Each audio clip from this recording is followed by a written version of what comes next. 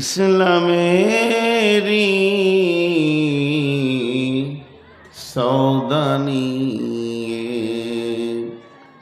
আসছে ধরাই রমজান। ভোরের আগে নিয়ত বান্ধ, ভুল করো না মুসলমান।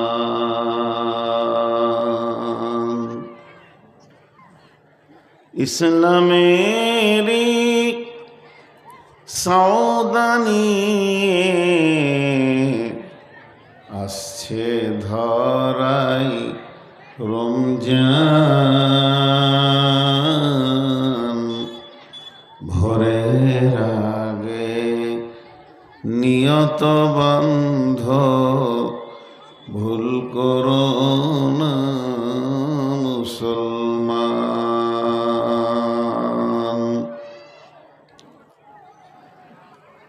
রমজানেরি 30 রোজা মাফ হবে তোর গুনহার বোঝা। মাসুম শিশুর মতো আল্লাহ জীবন তোমায় করবে দান।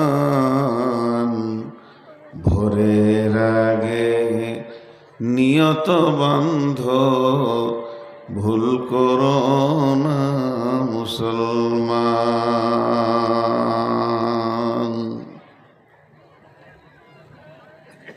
এই মাসেতে একটি রাত্রি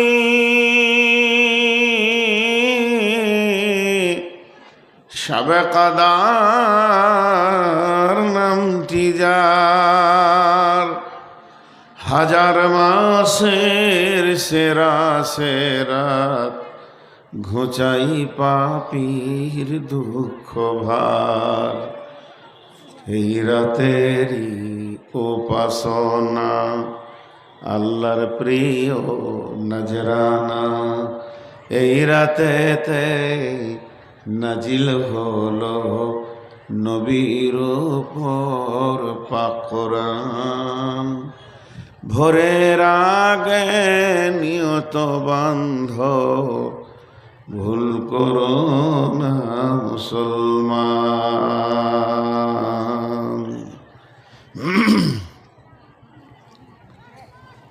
রোজাদারের 2টি খুশি,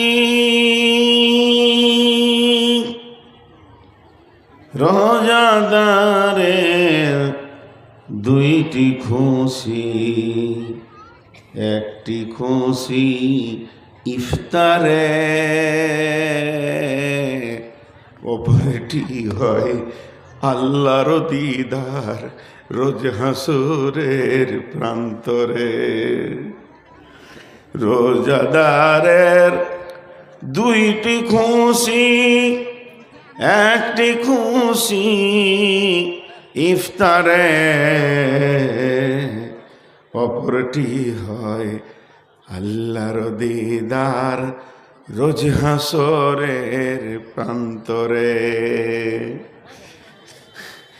এত সুন্দর মধুর ডাকে যেজন সদা লুকিয়ে থাকে, রোজ হাসরে কাঁদবে সেদিন পাবে দাকো আল্লাহর দান।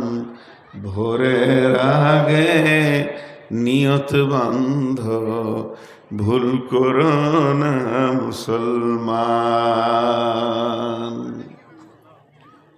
বেহেশতেরি 8 দরজা, বেহেশতেরি 8 দরজা।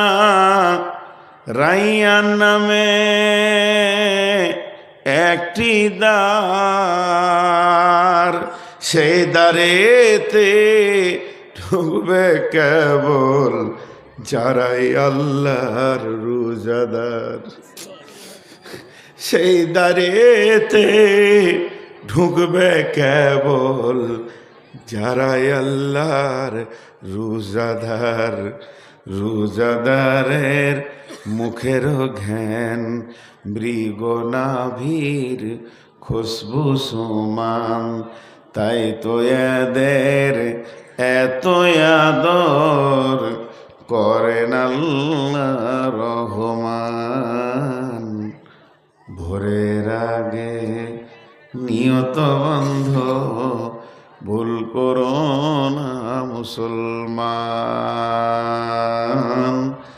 ভোরের আগে নিয়ত বন্ধ ভুল করো না মুসলমান। সবাই রোজা রাখবো ইনশাআল্লাহ। হাত তুলি, সবাই রোজা রাখবো ইনশাআল্লাহ। আল্লাহ তুমি তোমার গোলামদেরকে রোজা রাখার তৌফিক দান করো, আল্লাহ আমিন। আমি একটা কথা সব জায়গায় বলছি, জাগো মুসলিম জাগো, এটা যদি আজকের বক্তারা 2 মিনিটও না বলে তো জাতিকে প্রেরণা দিল না। রসুলের 3টে হাদিসকে এক জায়গায় জয়েন্ট করেন। আল্লাহ রসুল বলছেন, এগুলো লম্বা বক্তব্যে যেছি না, ছোট ছোট করে বলে লিছি বলে হাদিসগুলো আর বলছি না। একটা লোক যখন শহীদ হয়, ওর জানটা যে বেরিয়ে যায় কতটা কষ্ট হয়, পিঁপড়ে কাটলে অতটা কষ্ট হয়। কে বলেছেন? রাসূলুল্লাহ সাল্লাল্লাহু আলাইহি ওয়াসাল্লাম বলেছেন। এটা 100% সত্য সত্য সত্য সত্য সত্য। আল্লাহর নবী বলছেন, যখন তালোয়ার দিয়ে বলেছেন, যখন তালোয়ার দিয়ে কাউকে কোপ মারবে তো তালোয়ারটা পাওয়ার আগে তার গায়ে তালোয়ারের ছায়াটা পৌঁছে যাবে। ছায়াটা যখন লাগবে আল্লাহ ওর নাকে জান্নাতের সেন্ট দিয়ে দেন। আল্লাহকে বুঝতে দেন না মওতকে। 3 নম্বর শহীদের ফায়দা হচ্ছে, ওর রক্ত যখনই মাটিকে টাচ করবে, যেখানটায় কাটুক, মাটিতে যখনই টাচ হবে সঙ্গে সঙ্গে ওর সাগিরা কাবিরা সমস্ত গুনাহ মাফ। জিনা, ব্যভিচার, সুদ, বেঈমানি, বাটপাড়ি, মদ, মাতাল সব মাফ। শুধু একটা গুনাহ থেকে যায়, সেটা হলো ইল্লা দাইন, ঋণ। ঋণের গুনাহ মাফ হবে না। অতএব মুসলিমরা মরতে ভয় করে না, এরা মরতে সাহস করে। এরা মত হলো এদের আসল স্বাগতম, আল্লাহর সঙ্গে মোলাকাত হবে। অতএব ভয় করবেন না। এই কথাগুলো আমি কোরআন হাদিস সমন্বয়ে বলছি। 14 বছর মুসলিমদের উপরে নিপীড়ন চলবে খুব বেশি, তার মধ্যে এখনকার হিসাব করে দেখা যাচ্ছে 14 বছরের মধ্যে এটা 11 বছর চলছে আর 3 বছর। বড় বড় আলেম ওলামারা বলছেন, আমি বলছি না এটা, যে ইনশাআল্লাহ এই ভারতবর্ষ একটা দেশ, এমন দেশ, এরকম সুন্দর দেশ পৃথিবীতে আর দ্বিতীয় নাই। সৌদি আরবে আল্লাহর কাবা আছে, কোরআন আছে, রাসূলুল্লাহ সাল্লাল্লাহু আলাইহি ওয়াসাল্লাম শুয়ে আছেন, সাহাবারা আছেন বলে আমাদের হৃদয়ে মহব্বত আছে। কিন্তু সৌদির থেকেও ভারত মানে বসবাস করার জন্য উপযুক্ত জায়গা।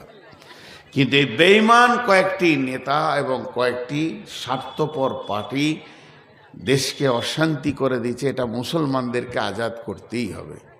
একদিন মুসলমানের রক্তে ভারতবর্ষ স্বাধীনতা পেয়েছিল, বেঈমানরা তো সামনে লাইনে ছিল না। আজকে যদি গান্ধীজি বেঁচে থাকতেন, আজকে যদি বেঁচে থাকতেন, নেতাজিটা বলতেন মুসলিমরা আমার পাশে আয়, এই দুর্বলদেরকে নিয়ে হবে না। বিধায় আপনাদেরকে সুসংবাদ দিচ্ছি, ভয় করবেন না।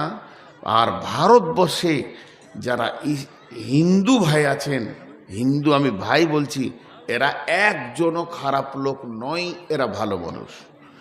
আমি এমন একটা হিন্দু দেখিনি যে খারাপ আছে তারা। আমাকে হিন্দু ভাই নিজের ঘরের চাবি খুলে দিয়ে বলেছে, আলমারির চাবি হাতে দিয়ে বলেছে, যেটা ইচ্ছা বের করে এলেন, নামাজ পড়েন আমার ঘরে 2 রাকাত। আমার এলাকায় নামাজ পড়ার জায়গা পাচ্ছিলাম না, তাড়াহুড়ো করে বাস স্ট্যান্ডে উজু করে নামাজ পড়তে যাচ্ছি, হাতটা টেনে ধরে ওর ঘরে ভরে দিয়েছে। ভারতবর্ষে কোনো হিন্দু খারাপ নাই, এটা মাথায় ভরেলেন আপনাদেরকে বলছি। শুধু খারাপ হচ্ছে RSS আসছে, বিজেপি আর ওদের 5 কিছু অন্ধভক্ত। বাকি হিন্দুরা আমাদের ভাই, কোনো দিন মনে করবেন না ওরা আমার দুশ্মন। হিন্দুর ঘরে আগুন লাগলে আপনাকে ছুটে যেতে হবে, আর আপনার ঘরে আগুন লাগলে ও বালতি নিয়ে দৌড়ে আসবে। এই ভারতকে স্বাধীন করেছে হিন্দু আর মুসলিম। তাহলে এখন লড়াইটা করছে কে? যে ব্রিটিশকে এখান থেকে লাথ মেরে বের করে দেওয়া হয়েছে, সেই ব্রিটিশ প্ল্যান করে আমাদেরকে শান্তিতে থাকতে দিবে না, হিন্দু মুসলিমকে ঝগড়া লাগিয়ে রেখেছে। তার কারণ আজ মোদির এত সম্পর্ক ডোনাল্ড ট্রাম্পের সঙ্গে, স্টিচিং ফাইলে নিয়ে গিয়ে জীবিত মেয়েদেরকে কেটে খাওয়ানো হয়েছে। তাহলে এরা কত নোংরা জায়গায় চলে গেছে। তবে দুটি সুসংবাদ দিচ্ছি, ভারতবর্ষ আমাদের হিন্দু মুসলিমের দেশ, আমাদের কি হেফাজত করতে হবে, আমাদের কি শাসন করতে হবে। ইনশাআল্লাহ 2033 সালে 100 ডিগ্রি অ্যাঙ্গেলে সমস্ত কিছু ঘুরে যাবে, সমস্ত কিছু ঘুরে যাবে। এই পৃথিবীর মাটিতে একদিন কালেমার পতাকা উড়বে ইনশাআল্লাহ। এই কিয়ামত হওয়ার আগে এই পৃথিবীর মাটিতে একদিন কালেমার পতাকা উড়বে, কোনো একদিন এই পৃথিবীর মাটিতে কালেমার পতাকা উড়বে, এটা জেনে রাখেন। তবে যে লোকগুলো মারা যাচ্ছে এরা হচ্ছে শহীদ, এরা শহীদ, এরা শহীদ। অতএব ভয় করবেন না, সামনের দিকে আগাতে থাকেন, নিজের দেশকে বাঁচান, হিন্দু ভাইদেরকে কাছে টেনে নেন, যে দেশকে শান্তিতে রাখেন। এখন আমি আমার বক্তব্যের দিকে এগিয়ে যাচ্ছি। কি হলো ভাই, কি হলো? মাইক ঠিক আছে? আপনার অসুবিধা আছে? কারো অসুবিধা হলে হাত তুলবেন যে শুনতে পেয়েছি না। এখন আমি আমার বক্তব্যের দিকে এগিয়ে যাচ্ছি। আমার যেগুলো বলা ছিল বলে নিলাম। হিসাব, আমাদের পশ্চিমবঙ্গে যত স্কুল মাদ্রাসা আছে, অঙ্ক নামে একটা সাবজেক্ট আছে, হিসাব। তো হিসাব করে যোগ করা হয়, যোগ করে একটা অঙ্ক বের হয়। তারপরে যেগুলো খরচা করেছি ওটাকে বের করে দিয়ে মাইনাস করে শেষকালে একটা অঙ্ক বের হয়, কতটা থাকলো বা কতটা ঋণ হলো। এর নাম হিসাব। তো জীবনেরও একটা হিসাব আছে। যদি কেউ নিজের জিন্দেগির হিসাব নিজে না করে, তার মতো অধম, বোকা, গাধা, বেকুব, নালায়েক আর পৃথিবীতে কেউ নেই। জিন্দেগিকে হিসাব করতেই হবে। আমরা যে নিজেকে চেনে না, যে সময়ের মূল্য দেয় না, সে নিজেকে চিনে না। যে সময়ের মূল্য দেয় না সে নিজেকে চিনে না। আমি কে? আমি একটা সময়। আমাকে আল্লাহ পৃথিবীতে পাঠিয়েছেন, যেদিন পাঠিয়েছেন আমার মায়ের পেট থেকে আমি পৃথিবী টাচ করেছি, সেই দিন থেকে আমার ভিসা চালু হয়ে গেছে। আমি কদিন থাকবো আমার কপালে লিখে দিয়েছে। আর যেদিন আমি কবরে ঢুকবো, টোটাল আল্লাহ আমাকে 62 বছরের জীবন লিখে দিয়ে পাঠিয়েছে। তাহলে কতটা শেষ হলো আর কতটা আছে কে বলবে? কালো ঘরে, কালো অন্ধকার ঘরে, কালো অন্ধকার ঘরে কালো বিড়াল ধরা, কালো সাপ ধরার মতো ঘটনা ঘটছে। আমি আর কত দূরে আছি একবার অঙ্ক করে দেখি। আমার আর গন্তব্য কত দূর, আমার কবর আর কত দূর, আমার কবর আর কত দূর। আল্লাহ তাবারাক ওয়া তাআলা, মা বোনকে বলছি, আল্লাহ তাবারাক ওয়া তাআলা কোরআনে সময়কে কেন্দ্র করে দুখানা গোটা সূরা দিয়েছেন। শুধু সময়কে কেন্দ্র করে। একটা সূরার নাম হচ্ছে ফজর, একটা সূরার নাম হচ্ছে আসর। একটা হলো রাতের শেষে, একটা হলো দিনের শেষে। সময়ের এত গুরুত্ব, সময় কেন্দ্রিক কোরআনে অনেক আয়াত আছে। ওয়াদ-দুহা ওয়াল-লাইলি ইযা সাজা, সময় কেন্দ্রিক অনেক আয়াত আছে। আমরা সময়কে অবহেলায় কাটাই, অবহেলায় কাটাই। জি, কখনো কখনো কাজ নাই, বসে বসে মা বোনেরা গল্প করে, পুরুষেরা করে, চায়ের দোকানে করে, কিন্তু সে বুঝে না আমি আমাকে নষ্ট করছি, আমি আমাকে নষ্ট করছি, আমি কাউকে করিনি। যে সময়ের সৎ ব্যবহার করে না, সে নিজেকে ভুলে গেছে, সে নিজেকে নষ্ট করে দেয়। আল্লাহ কি বলছেন? বিসমিল্লাহির রহমানির রহিম। ইন্না ইলাইনা ইয়াবাহুম সুম্মা ইন্না আলাইনা হিসাবাহুম।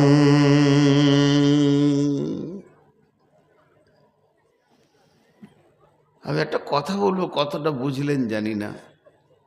আমি আপনাদের মসজিদে শুয়েছিলাম, এই ছোটটা বলছি। আমি বাড়ি থেকে এসেছি, এসে মালদা থেকে কাটিহার থেকে আড়াইয়া থেকে মালদা থেকে মুর্শিদাবাদ, এ তো 1-2 সপ্তাহ করছি। আজকে ছোটটা বলছি। আমাকে গিয়ে একজন বললেন চলেন, ওনার সাথে হাঁটতে লাগলাম। আমি যে প্রত্যেকটা পা ফেলে ফেলে আসছি, 1 পা 2 পা 3 পা আমি গুনিনি, কিন্তু আমি আসছি স্টেজের দিকে। আপনারা ভাবছেন বক্তা চললো, গাঁওয়ালা ভাবছে বক্তা চললো স্টেজের দিকে, কিন্তু আমার রব বলছে তোর প্রতিটা কদম চলছে কবরের দিকে। তোর প্রতিটা কদম, পৃথিবীতে লক্ষ কদম তুই ফেলবি, এটা আমি রব জানি। যটা কদম ফেলছিস তটা মাইনাস। এর জন্যে ফজর আর আসরের এই দুটি সূরার নামের ওপরে 8খানা তাফসীর আছে। শুধু আমি একটা বলছি আপনাদেরকে, সূর্য মানুষকে কথা বলে, সূর্য মানুষকে কথা বলে, সূর্য মানুষকে কথা বলে। কেমন করে বলে? প্রাণহীন জিনিস কি কথা বলতে পারে নাকি জি বলে? তার কারণ হলো, রোডে যখন গাড়ি চালাবেন আর বোর্ডে লেখা আছে শিলিগুড়ি 365 কিলো, একটা বোর্ড আপনাকে কথা বলল, ওই রকম সূর্য কথা বলে। যারা জ্ঞানী ব্যক্তি তারা বুঝতে পারে, সূর্য যখন পূর্ব দিকে তত্তর করে উঠে আর বলে দুনিয়াবাসী রে,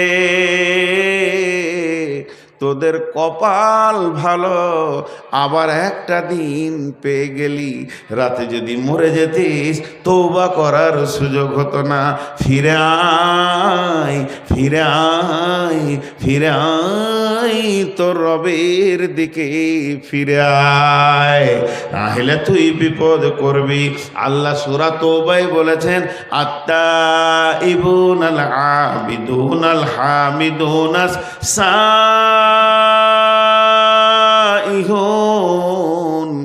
গোলাম রে, বান্দি রে, বান্দারে, তুই যত দূর চলে গেছিস গুনার ময়দানে, ফিরে আয়, আমার কোলে ফিরে আয়। আমি রব এখনো তোকে নেওয়ার জন্যে দাঁড়িয়েছি। তুই মাতাল, তু চোর, তু লুচ্চা, তু রান্ডি, তুই বেশ্যা, তোকে সমাজ লিবে না, মাস্টার লিবে না, ডাক্তার লিবে না, ইমাম সাহেব লিবে না, কিন্তু আমি রবের দরজা খোলা আছে। আয় আয় আয় আয়, ফিরে আয়। সূর্য এই জন্য বলে, হে পৃথিবীর গুনাহ করনেওয়ালা, ফিরো ফিরো, রবের দিকে ফিরো। আর যখন পশ্চিম দিকে ডুবে যায়, সূর্য এই কথা বলে, হে দুনিয়াবাসী রে, আজকে তোকে আমি একদিনের রাস্তা কবরের দিকে আগিয়ে দিলাম। তোর জীবন থেকে একটা দিন আমি কেটে নিলাম। হুঁশিয়ার হয়ে যা, সামনে একটা নিবিড় নিঝুম রাত রয়েছে। সবাই যখন ঘুমিয়ে যাবে, ওয়ারাজুলুন যাকারাল্লাহ খালিয়ান ফাফাজাত আইনাহু, গভীর রাত্রে উঠে একবার খালি বলবি রব্বানা ফাগফির লানা যুনুবানা, মাবুদ রে ক্ষমা করে দাও। জীবনকে হিসাব কর। আজকে শুধু জীবনের হিসাবের উপরে কথা বলবো। আমার মা, আমার বোন, এই তোরা কথা বলবি কেন রে? যতটি মেয়ে বসে আছে তাতে মা বিটি বসে থাকেন, আজকে আমাকে আব্বা মনে করেন। সবগুলো আমার বেটি, আমি আপনাদের বাপ। একজনা কথা বললে থাবড়াও। শুনে যাও কোরআনের কথা। মা বেটি, মা আমার পস্তাইতে হবে জাহান্নামের দারোয়ানের সামনে গিয়ে। ক্বালা লাহুম খাজানাতুহা আলাম ইয়াতিকুম রাসূলুম মিনকুম ইয়াতলুনা আলাইকুম আয়াতি। পস্তাইতে হবে মা আমার।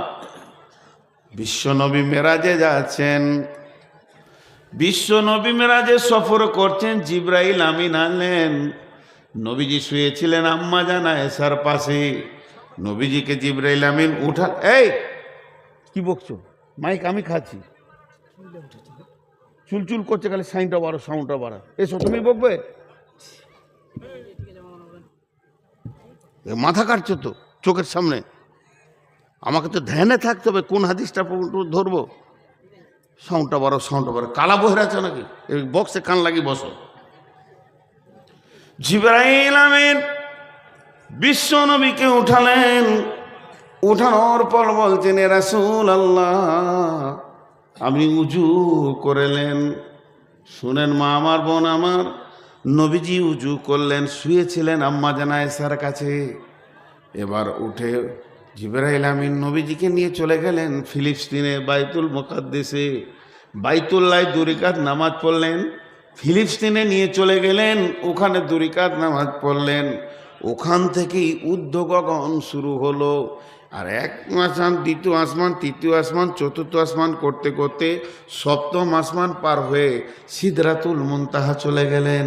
সিদরাতুল মুনতাহাতে গিয়ে জিবরাইল বললেন, ইয়া রাসূলুল্লাহ আমার আর যাওয়ার ক্ষমতা হবে না। এইভাবে যখন নবীজি ঊর্ধ্ব গগনের দিকে দৌড়তে শুরু করলেন, তো নবীজি একটা দৃশ্য দেখতে পেলেন। প্রতিটি আসমানে হাজার হাজার লাখ লাখ ফেরেশতা রয়েছে। নবীজিকে দেখে আনন্দে আত্মহারা হয়ে যাচ্ছে। সালাতু সালামু আলাইকা ইয়া রাসূলুল্লাহ, সালাতু সালামু আলাইকা ইয়া হাবিবাল্লাহ। সবাই আনন্দে সালাতু সালাম দিচ্ছেন নবীজিকে। কিন্তু আল্লাহর নবী দেখলেন একটা ফেরেশতা এরকম লাঠি ধরে দাঁড়িয়ে আছে। বিশ্ব নবীকে দেখে সবাই আনন্দিত, কিন্তু ওই ফেরেশতাটা হাসছেও না, আনন্দও নাই, চুপ দাঁড়িয়ে আছে। যাবার সময় এরকম দৃশ্য, ফেরার সময়ও এরকম দৃশ্য। যখন ফিরছে আল্লাহ নবীর মনে কৌতূহল হয়ে গেল। আমাকে দেখে সমস্ত ফেরেশতা আনন্দিত হলো। ভাই আমি মেরাজের কথা বলছি, হাত দুটো জোর করে বলছি। আর আজাজিল শয়তান এখানে পৌঁছে গেছে। ওইদিকে 2টা মহিলা ঝগড়া করছে। তা মেরাজেরটা নেবেন না ঝগড়াটা নেবেন? খামোকাই মেয়ে ছেলে ঝগড়া করছে, তো ওইটা শুনতে এত আগ্রহে ধরছে, মনে হচ্ছে এই হাদিস কোরআনটার থেকে ওইটা বেশি দামি। এত ঝগড়া হচ্ছে, হোক, হতে দেন। শয়তান ওখানে পৌঁছে গেছে, আমি আল্লাহর কসম করে বলতে পারি। এই যে ছেলেটা যাচ্ছে ওইটাকে টেস্ট নেবে, ও এত তাড়াতাড়ি উঠলো যে না, এই টেস্ট ছাড়া যাবে না। তো যাক, ওদিকে কেউ মাথা দেবেন না। নবীজি যখন ফিরছেন, মা আমার, বোন আমার, ওই ফেরেশতাটাকে দেখলেন ওইভাবে দাঁড়িয়ে আছেন। এবার নবীজির মনে কৌতূহল জন্মালো। বিশ্বনবী জিবরাইল আমিনকে বললেন, জিবরাইল যত আল্লাহর ফেরেশতা দেখলাম সবাই আমাকে দেখে আনন্দিত হলো, কিন্তু এই ফেরেশতাটার ভিতরে আমি আনন্দ পেলাম না, না যাওয়ার সময় না ফেরার সময়। জিবরাইল আমিন বলছেন, ইয়া রাসূলুল্লাহ, ইয়া হাবিবাল্লাহ, দয়ার নবী গো, ওই ফেরেশতাটার নামই হলো মালিক। আল্লাহকে যেদিন থেকে জাহান্নামের চাবিটা দিয়ে দিয়েছে আর জাহান্নামের দারোয়ান বানিয়েছে, গেটম্যান বানিয়েছে, ওই দিন থেকে হাসি কি জিনিস ভুলে গেছে।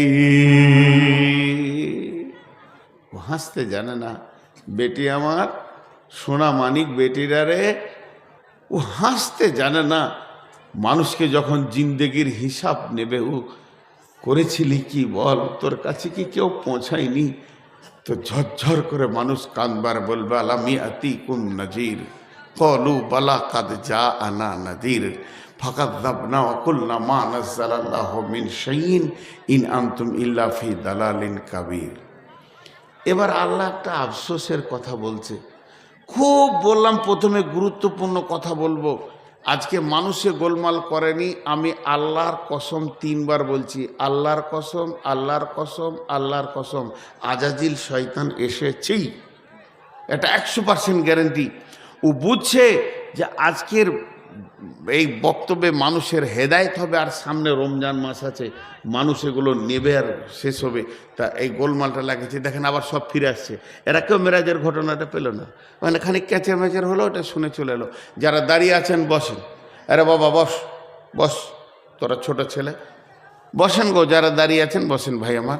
যাক ওই দিককার মজা খানিক চানামুড়ির মতো লিলি, এবার এদিকে বস, খানিকটা মজা লিয়ার জন্য দৌড়লো। আর এইরকম কিছু মানুষ থাকে যেগুলো উঠেনি, এগুলো ইমানদার। এবার আমি একটার পয়েন্ট এগুচ্ছি। এই যে আমার শ্রদ্ধেয় ভাই সভাপতি তোফাজ্জল মাস্টার সাহেব, উনি আমাকে ভালোবাসেন, উনি আমাকে সম্মান করেন, উনি খুব সম্মান করতে করতে আমাকে একটা জামা পাঞ্জাবি কিনে দিলেন ঈদে। ভাই আমি দিলাম, মাস্টার বানাইলেন, আপনার গাদা টাকা আছে তাও দিলাম, হাদিয়া করলাম। এইটা যখন উনি করেছেন তা আমি ওনার কাছে কৃতজ্ঞতা স্বীকার করছি। ওনাকে যদি আমি বর্ধমানে পাই তো ভালোবাসবো, সামান্য অল্প মালে। এবার মাথা থেকে পা পর্যন্ত সৃষ্টির বিস্ময়, বইটার নাম বলছি সৃষ্টির বিস্ময়, লেখক গোলাম আহমদ মর্তুজা, লেখক গোলাম আহমদ মর্তুজা। বইটা একবার পড়বেন। যুবকদেরকে বলছি বেটা বাপ, তোদেরকে বাপও বলছি, বেটা বলছি বাপ, একবার ওই বইটা পড়িস। হোয়াটসঅ্যাপ দেখতে হবে না, ফেসবুক দেখতে হবে না, ইমো খুলতে হবে না, বইটা খালি চোখে একবার লাগাবি। আমি মানে 3-4টি কথা বলছি মাত্র ওই বই থেকে, তাও 30 সেকেন্ড বলবো, বেশি লম্বা বলবো না, আমার আসল বক্তব্যের তাহলে যেতে পারবো না। মানুষের ব্রেনে যে কোষ আছে, কোষ এমনি সুতোর মতো বের হবে টানলে, আল্লাহ দিয়েছে, ওই কোষটাকে যদি বের করে লম্বা করে টাঙা যায়, পশ্চিমবঙ্গটা 15 পাক হবে একটা মানুষের ব্রেনে। একটা জীবে বিজলি বিজলি দেখছেন, এগুলো 1.5 লক্ষ আল্লাহ দিয়েছেন। তার একটা মানুষের 1.5 লক্ষ স্বাদ গ্রহণ করার ক্ষমতা আছে। একটা কানে 15,000 মাইক্রোফোন আছে, দুটোতে 30,000, আর এই চোখে দুটোতে ক্যামেরা আছে 25,000 করে 50,000। আল্লাহ কত দিয়েছেন একবার বলেন, কত দিয়েছেন? সামান্য মাস্টার সাহেব আমাকে একটা কলম কিনে দিয়েছে, তাই মাস্টারকে দেখলে সালাম আলাইকুম ভাই কেমন আছেন, ভাবি কেমন আছে, ছেলে কেমন আছে, এত মনে রাখছি। তুই নিজের বডিটার দিকে তাকিয়ে দেখ, যে দিয়েছে তাকে কত মনে রাখা দরকার। এবার আল্লাহ বলছে বিসমিল্লাহির রহমানির রহিম। মাস্টার সাহেব দাঁড়িয়ে আছেন দৌলতপুরে, বুনিয়াদপুরে।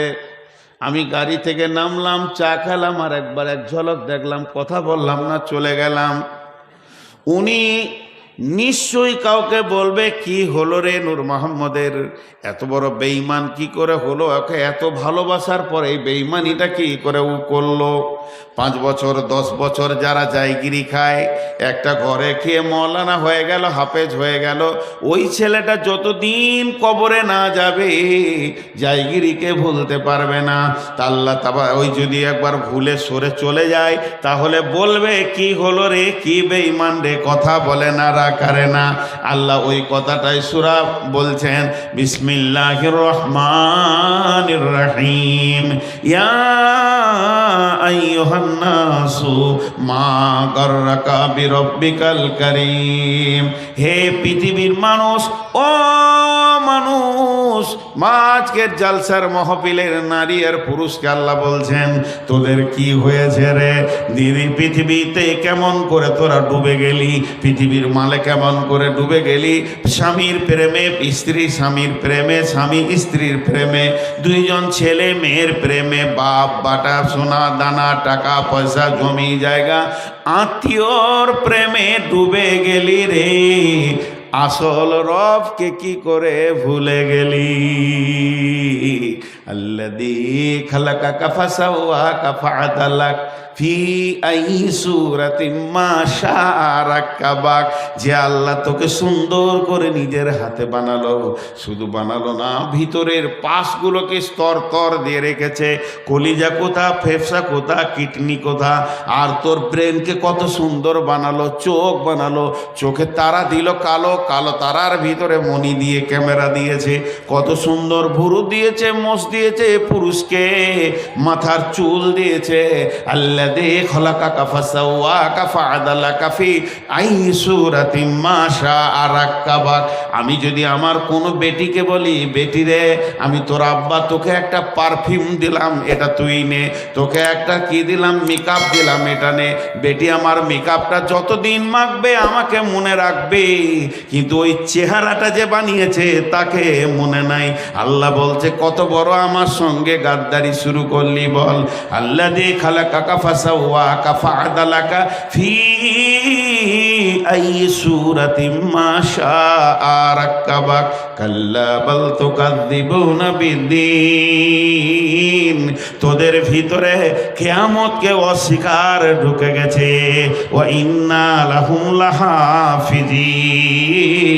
আমি জেনেলে তোদেরকে শুধু বানাইনি, তোদের পেছনে আমি সিআইডি ছেড়ে দিয়েছি, কিরামান কাতিবিন। তারা হলো সম্মানিত লিখক, ইয়ালামুনা মা তাফআলুন।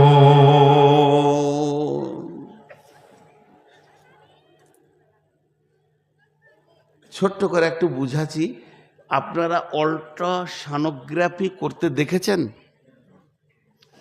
কেউ অল্ট্রাসনোগ্রাফি করতে দেখেছেন? আরে ইসিজি বলে, যে রুগীকে ইসিজি করে, বাপকে নিয়ে যাবেন, ভাইকে নিয়ে যাবেন, বলবে ডাক্তার ইসিজি করেন। ইসিজি কেমন করে করে আমি আপনাদেরকে বলে দিই। এই হাতে পায়ে চিমটির মতো তার লাগিয়ে দেবে, দিয়ে মেশিন ওকে টেবিলে শুয়ে দেবে রুগীটাকে, আর একটা রেডিওর মতো এত বড় আছে, ওইটাকে সুইচ চালু করে দেবে, আর ও তখন ওখানে এরকম ফিতের মতো কাগজ আছে, আর ডাক্তার এমনি করে খানিকটা ওষুধ লে রুগীর এখানে বোলাবে বুকে, তো সব টিভিতে দেখা যাবে, কলজে ফ্যাপসা আঁতুড়ি সব দেখা যাবে, এমনি করে বোলাবে। যখন ডাক্তার এটা বোলাতে শুরু করবে, ওইদিকে কাগজটা তখন ঘুরতে শুরু করবে, বেরোবে কড়কড় কড়কড়, আর ওখানে একটা কলম চলছে, খালি এরা ইশারা করছে, এত বড় বের করে খচ করে টেনে দিয়ে দেবে, এই দেখ তোর রিপোর্ট, ভিতরকার মাল কেমন আছে, ले तो रिपोर्ट ले ले। डाक्तार के दिगा, डाक्तार भी को देखे बोले ओ हार्टटा गोलमाल আছে, কিডনিতে জাম হয়েছে বলে দেবে, और রিপোর্ট ওকে ধরিয়ে দেবে, তাহলে ওই কলমটা চলে। আল্লাহ তাবারক ওয়া তাআলা বলছেন, যেদিন তুই পৃথিবীতে এসেছিস তোর নামে একটা কলম চালু হয়ে গেছে। যতগুলো নারী, যতগুলো পুরুষ আমরা বেঁচে আছি, সবারই নামে একটা করে কলম অবিরাম চলছে। ওই কলমটা কিন্তু বন্ধ নাই। ওরা দুইজন লিখক রয়েছেন, কিরামান কাতিবিন, এর মানে হচ্ছে সম্মানীয় লিখক লিখছে, ইয়ালামুনা মা তাফআলুন, তোমরা যা করো তা লিখছে। ওই যে কলমটা চলছে চলছে চলছে চলছে, বিরতিহীন চলছে। আমি নূর মোহাম্মদ ক্লান্ত হয়ে গেছি, আর বকতে বকতে পারছি না। মানুষকে বললাম, ভাই আমাকে সালাম করিয়েন না, আমি অসুস্থ, একটু আরাম করে শুব। আর কমিটির লোক আমাকে বিছানা দিয়ে দিল, রেস্ট করেন। আমি লম্বা হয়ে রেস্ট করছি, আমি ক্লান্ত রেস্ট করছি, কিন্তু কলম চালু আছে, ও কোনোদিন বন্ধ হবে না। আল্লাহ বলছে কলমটা চলবে কতদিন, কতদিন চলবে? তুই পৃথিবীতে যতদিন চলবি ততদিন কলম চলবে। তুই আঁধার রাতে কার সঙ্গে কথা বললি আর কার সঙ্গে কন্ট্যাক্ট করলি, তোর স্বামীর অনুপস্থিতিতে কাকে তুই ফোনে কথা বললি, কলম চলছে, কলম চলছে। কিরামান কাতিবিন। নূর মোহাম্মদ তুই কখন উঠেছিস, কখন নামলি, তোর মনের বিষয়টা কি? কলম চলছে, কলম চলছে। আপনি হাঁটতে হাঁটতে হাঁটতে হাঁটতে ক্লান্ত, একটা বরগাছের নিচে বসলেন, আরাম করছি, বলছে তুই আরাম করবি, কলম আরাম করবে না। কলম চলছে, কলমের কালিগুলো কোন কালারের? ওরে আমার মা, ওরে আমার বোন, ওরে আমার ভাই, কলমের কালিগুলো বের হবে সবুজ। আবার কখনো বের হবে লাল। যখন এই যে আমরা বসে আছি, আমাদের যতগুলো লোক মেয়ে পুরুষ বসে রয়েছে, সবারই কলমে এখন সবুজ কালি বের হচ্ছে। আল্লাহর ফেরেশতা বলছে এরা কোরআনের তফসির শুনছে শুনছে শুনছে, এর মধ্যে হুট করে 5 জন উঠে চলে গেল, লাল কালি বের হতে লাগলো। ওরে কোরআনের তফসির থেকে তুই কেন গেলি রে? এবার লাল লাল লাল বের হচ্ছে, আবার ফিরে এসে বসলো, সবুজ হলো, মধ্যখানে ইতিহাসটা খানিক লাল হয়ে গেল। পৃথিবীতে সব থেকে নিষ্ঠুর হচ্ছে ইতিহাস। ইতিহাসকে মুছার ডাস্টার আজও জন্ম নেয়নি। কখন ফেরাউন বেঈমান, আজও মানুষের কাছে বেঈমান, আর কখন মুসা ইমানদার, আজও মানুষের কাছে ইমানদার। অতএব এই কলমটা যে চলছে, ভাবিয়া করিও কাজ, সব সময় ভাববে আমার কলমে যেন লাল কালি বের না হয়। আর যখনই তুমি মরে যাবে, আল্লাহ তাবারাক ওয়া তাআলা কালাম পাকের বলছেন সুম্মা তুরদ্দুনা ইলা আলিমিল গায়বি ওয়াশ শাহাদাতি ফায়ুনাব্বিউকুম বিমা কুনতুম তা'মালুন। আল্লাহ সেই দিন কিরামান কাতিবিনের হাত থেকে কাগজটা নিয়ে আপনার হাতে ধরিয়ে দিবে, বলবে চল খালি দেখেলে তুই জিন্দেগিতে কি করেছিস, কালো কালি বেশি না লাল কালি বেশি, তুই নিজেই বুঝে লিগা। রিপোর্ট ধরিয়ে দেবে। এর জন্য হিসাব করে পা ফেলি। চলার জীবনে যদি কেউ হিসাব না করে, সে বিপদে পড়বে। আমি বললাম আজকে খালি হিসাবের উপরে কথা বলবো। কিরামান কাতিবিন ইয়ালামুনা মা তাফআলুন ইন্নাল আবরারা লাফি নাঈম ওয়া ইন্নাল ফুজ্জারা লাফি জাহিম। এটা আমি যে কথাটা বললাম, ভালো কাজ করবি তো নিয়ামত পাবি, জান্নাত পাবি, খারাপ কাজ তো যদি বেশি হয়ে তাই জাহান্নাম যাবি। ইয়াসলাউনাহা ইয়াউমাদ্দিন ওয়া মা হুম আনহা বিগাইবিন। অতি সত্বর আসছে তোর কাছে এমন একটা দিন, সেই দিন তুই অনুপস্থিত হতে পারবি না। যদি কেউ একজন বলে কিয়ামতের মাঠে আমি যাব না, চলবে না চলবে না চলবে না চলবে না। আল্লাহ সূরা নাসিয়াতে বলেছেন, কি বলছেন? ফাইন্নামা হিয়া জাসরাতু ওয়াহিদা ফাইদা হুম বিসাহিরা। কবরবাসীরে একটা আওয়াজ মারব, সবগুলোকে হাসরের ময়দানে জমা করে দিব। একটা আওয়াজ, আল্লাহ দুটো বলেনি। ফাইন্নামা জাসরাতু ওয়াহিদা ফাইদা হুম বিসাহিরা। আমি এখন লোককে বলছি ভাই বসেন, একবার হলো ভাই বসেন, দুবার হলো ভাই আগে আসেন। আল্লাহ একবার বলবে, একটা বিকট শব্দ মারবে। কোরআন বলছে ফাইন্নামা হিয়া জাসরাতু ওয়াহিদা। সেই বিকট শব্দ যে হবে, কবর থেকে 100-তে 101 জনও ভিতরে থেকে যাবে না, উঠে গিয়ে কিয়ামতের ময়দানে জমা হয়ে যাবে। আর সেই দিন রিপোর্টটা হাতে ধরিয়ে দিবে। আল্লাহ বলছে রিপোর্টে যদি একটু কম বেশি হয় কি করবি? জি কি করবি? ওমা হুমান হা বিগাইবিন ওমা আদরা কামা ইয়াউমুদ্দিন সুম্মা মা আদরা কামা ইয়াউমুদ্দিন। জানো সেই দিনটা কেমন? আবার বলছি, জানো সেই দিনটা কেমন? সেই দিনটা কেমন জানো? ইয়াউমাল্লা তামলিকু নাফসুন লিনাফসিন শাইআ ওয়াল আমরু ইয়াউমাইদিন লিল্লাহ।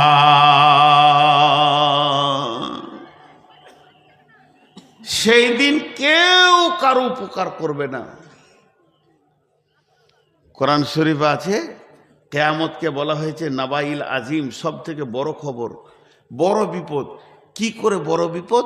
বড় বিপদের যতগুলো কারণ আছে তার মধ্যে একটা কারণ, এই রোডে যদি একটা বাস আর একটা ট্রাকে ধাক্কা লাগে, 50-50টা লোক বিপদে পড়েছে, তো এলাকার 5000 লোক ধরবে। তো চ চ চ চ চ চ উদ্ধার করি, ট্রেনে বার কর, ওকে বার কর, একে বার কর, এই ছেলেটা বার কর, মেয়েটা মরে গেল, বার কর বার কর। সবাই পাগলের মতো হাত বাড়াবে যে এদেরকে বাঁচাই। ট্রেনে যদি অ্যাক্সিডেন্ট হয় 2000 লোক বিপদে পড়বে, তো 20,000 লোক তাদের পেছনে দৌড়বে। এটা এমন দুনিয়া। কিন্তু কিয়ামতের দিনে যে বিপদে পড়বে সে নিজেই পড়বে, উদ্ধার করার একটাও হাত পাবে না।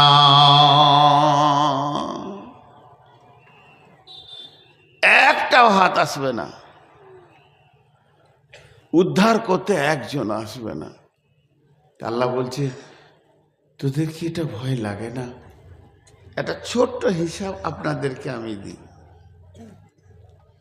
ছোট্ট হিসাব, খুব বড় নয়, একটু মনোযোগ দেন। বিসমিল্লাহির রহমানির রহিম। ইন্না ইলাইনা ইয়াবাহুম সুম্মা ইন্না আলাইনা হিসাবাহুম।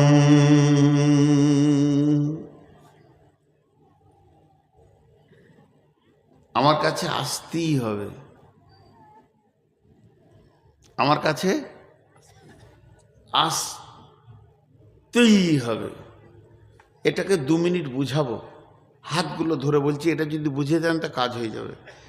আজকে একটা উদাহরণ দিই, যে লোকগুলো বসে আছেন, আমি চ্যালেঞ্জ দিচ্ছি, মানুষ তো, আপনাদেরকে আমার কাছে আসতেই হবে। শেষে 5টা লোক পালিয়ে গেল, আমার কিছু করার আছে? 10টা মহিলা পালিয়ে গেল, চলে গেল, এলো না, কিছু করার আছে আমার? আর আল্লাহ যদি বলে আসতেই হবে, পালাইতে পারবে গো? পারবে না। আমরা যে পালাইতে পারিনি তার প্রতীক চিহ্নটা কি বলেন? আমরা যে পালাইতে পারিনি তার প্রতীক চিহ্নটা কি? একটা উদাহরণ দিব আর একটা বিশাল দিচ্ছি, ভালো করে শুনেলেন। আমি আসছি বর্ধমান থেকে, আর এখান থেকে যে আমার সঙ্গে যোগাযোগ করছে, বারে বারে ফোন করছে, বলছে কোথায় আছেন? ফারাক্কা। আবার 1 ঘন্টা পর কোথায় আছেন? মালদা পাল করলাম। আবার আধ ঘন্টা পর কোথায় আছেন? এই তো গাজলে চা খাচ্ছি, যাচ্ছি, এই দৌলতপুরে রয়েছি, ভিতর দিয়ে ঢুকে গেছি, আর খানিকটা। তা এই দিক থেকে বলছে, ও ঠিক আছে। ঠিক আছে মানে কি? তুমি আসছো। ঠিক আছে মানে আপনি ঠিক আসছেন, আমার কাছেই পৌঁছাবেন। একজন দার্শনিক বলছেন, আল্লাহ দেন একসঙ্গে, লেন কিস্তিতে। আমাকে কেউ 50 লাখ টাকা একসঙ্গে দিয়ে বলছে, নূর মোহাম্মদ ব্যবসা কর, মাসে 1 লাখ করে দিস। 50 লাখ টাকার বিঘ্নি নিয়ে বসলাম, মাসে 1 লাখ কি মাসে 50,000 করে দিবি, 100 মাসে শেষ হয়ে যাবে। ও আমার বিরাট উপকার করলো। তো আল্লাহ দেন একসঙ্গে, লেন কিস্তিতে। একসঙ্গে দেন মানে আমাকে যখন মায়ের পেটে আল্লাহ আমার শরীরটা বড়িটা বানিয়েছেন, পায়ের নখ থেকে নিয়ে মাথার চুল পর্যন্ত সবগুলো আল্লাহ একই সঙ্গে দিয়ে দিয়েছেন, কোনো পাশ বাকি রাখেনি, কোনো পাশের অভাব রাখেনি। তারপরে আল্লাহ দেওয়া বডিটা নিয়ে আমি দুনিয়া করতে শুরু করেছি। এবার আল্লাহ কিস্তি শুরু করেছে। প্রথম কিস্তি হলো চোখে কম দেখছি, এটা একটা কিস্তি। এবার লিবে কিস্তি কিস্তি। কানে কম শুনছি, আগে তো এই চেয়ার থেকে হুটপাট করে নেমে যেতাম, এখন চেয়ার থেকে উঠলে 1 মিনিট দাঁড়াতে হচ্ছে, হাত পা কাঁপছে, তার মানে পায়ের দুর্বলতা এসেছে। এরপরে ব্রেনে কমজোরি এসে 3 বার করে উজু করছি, খেয়াল রাখতে পারছি না। তার মানে কিস্তি শুরু হয়ে গেছে। আর এই কিস্তিটা যখনই শুরু হয়েছে, আল্লাহ বলছে, নূর মোহাম্মদ, বলে বলেন আল্লাহ, বলে তোর চোখ গেছে কি? বলে হ্যাঁ গেছে। বলে ঠিক লাইনে আছিস। তারপরে বলে গেল কোথায়? বলে চুলগুলো কোন কালার হলো? বলে সাদা।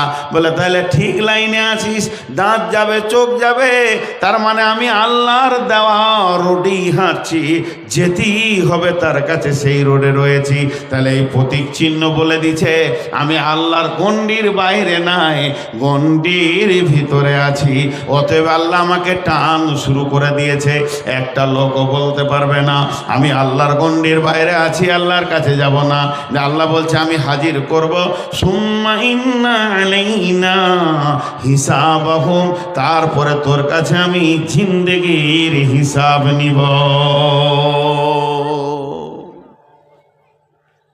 তাহলে আমরা আল্লাহর দিকে যেছি কি যেছি না? অনেক আবার দাড়ি সাদা হয়ে গেছে, এই যে লাল কালার ঠিক আছে সুন্নত লাগানো যাবে, আবার কালো কলপ মেরেছে ও বলছে যে আমি 16 বছরের বাছুর হব। 3 দিন পরে এখানে আবার সাদা চিলিক মারছে, যে মাল ডুপ্লিকেট বুঝা যেছে। এই ডুপ্লিকেটই কতদিন চলবে? আল্লাহ আমাদেরকে টানছেন। আর একটা আয়াত আপনাদেরকে শোনাবো, খুব ধ্যানের সঙ্গে লেন এটা। বিসমিল্লাহির রহমানির রহিম। ইয়া আইয়ুহান নাসু তাকু রাব্বাকুমুল্লাযী খালাকাকুম মিন নাফসিন ওয়াহিদাতিন ওয়া খালাকা মিনহা যাওজাহা ওয়া বাসসা মিনহুমা রিজালান কাসীরান ওয়ান নিসা ওয়াত্তাকুল্লাহাল্লাযী তাসাআলুনা বিহি ওয়াল আরহাম ইন্নাল্লাহা কানা আলাইকুম রাকীবা।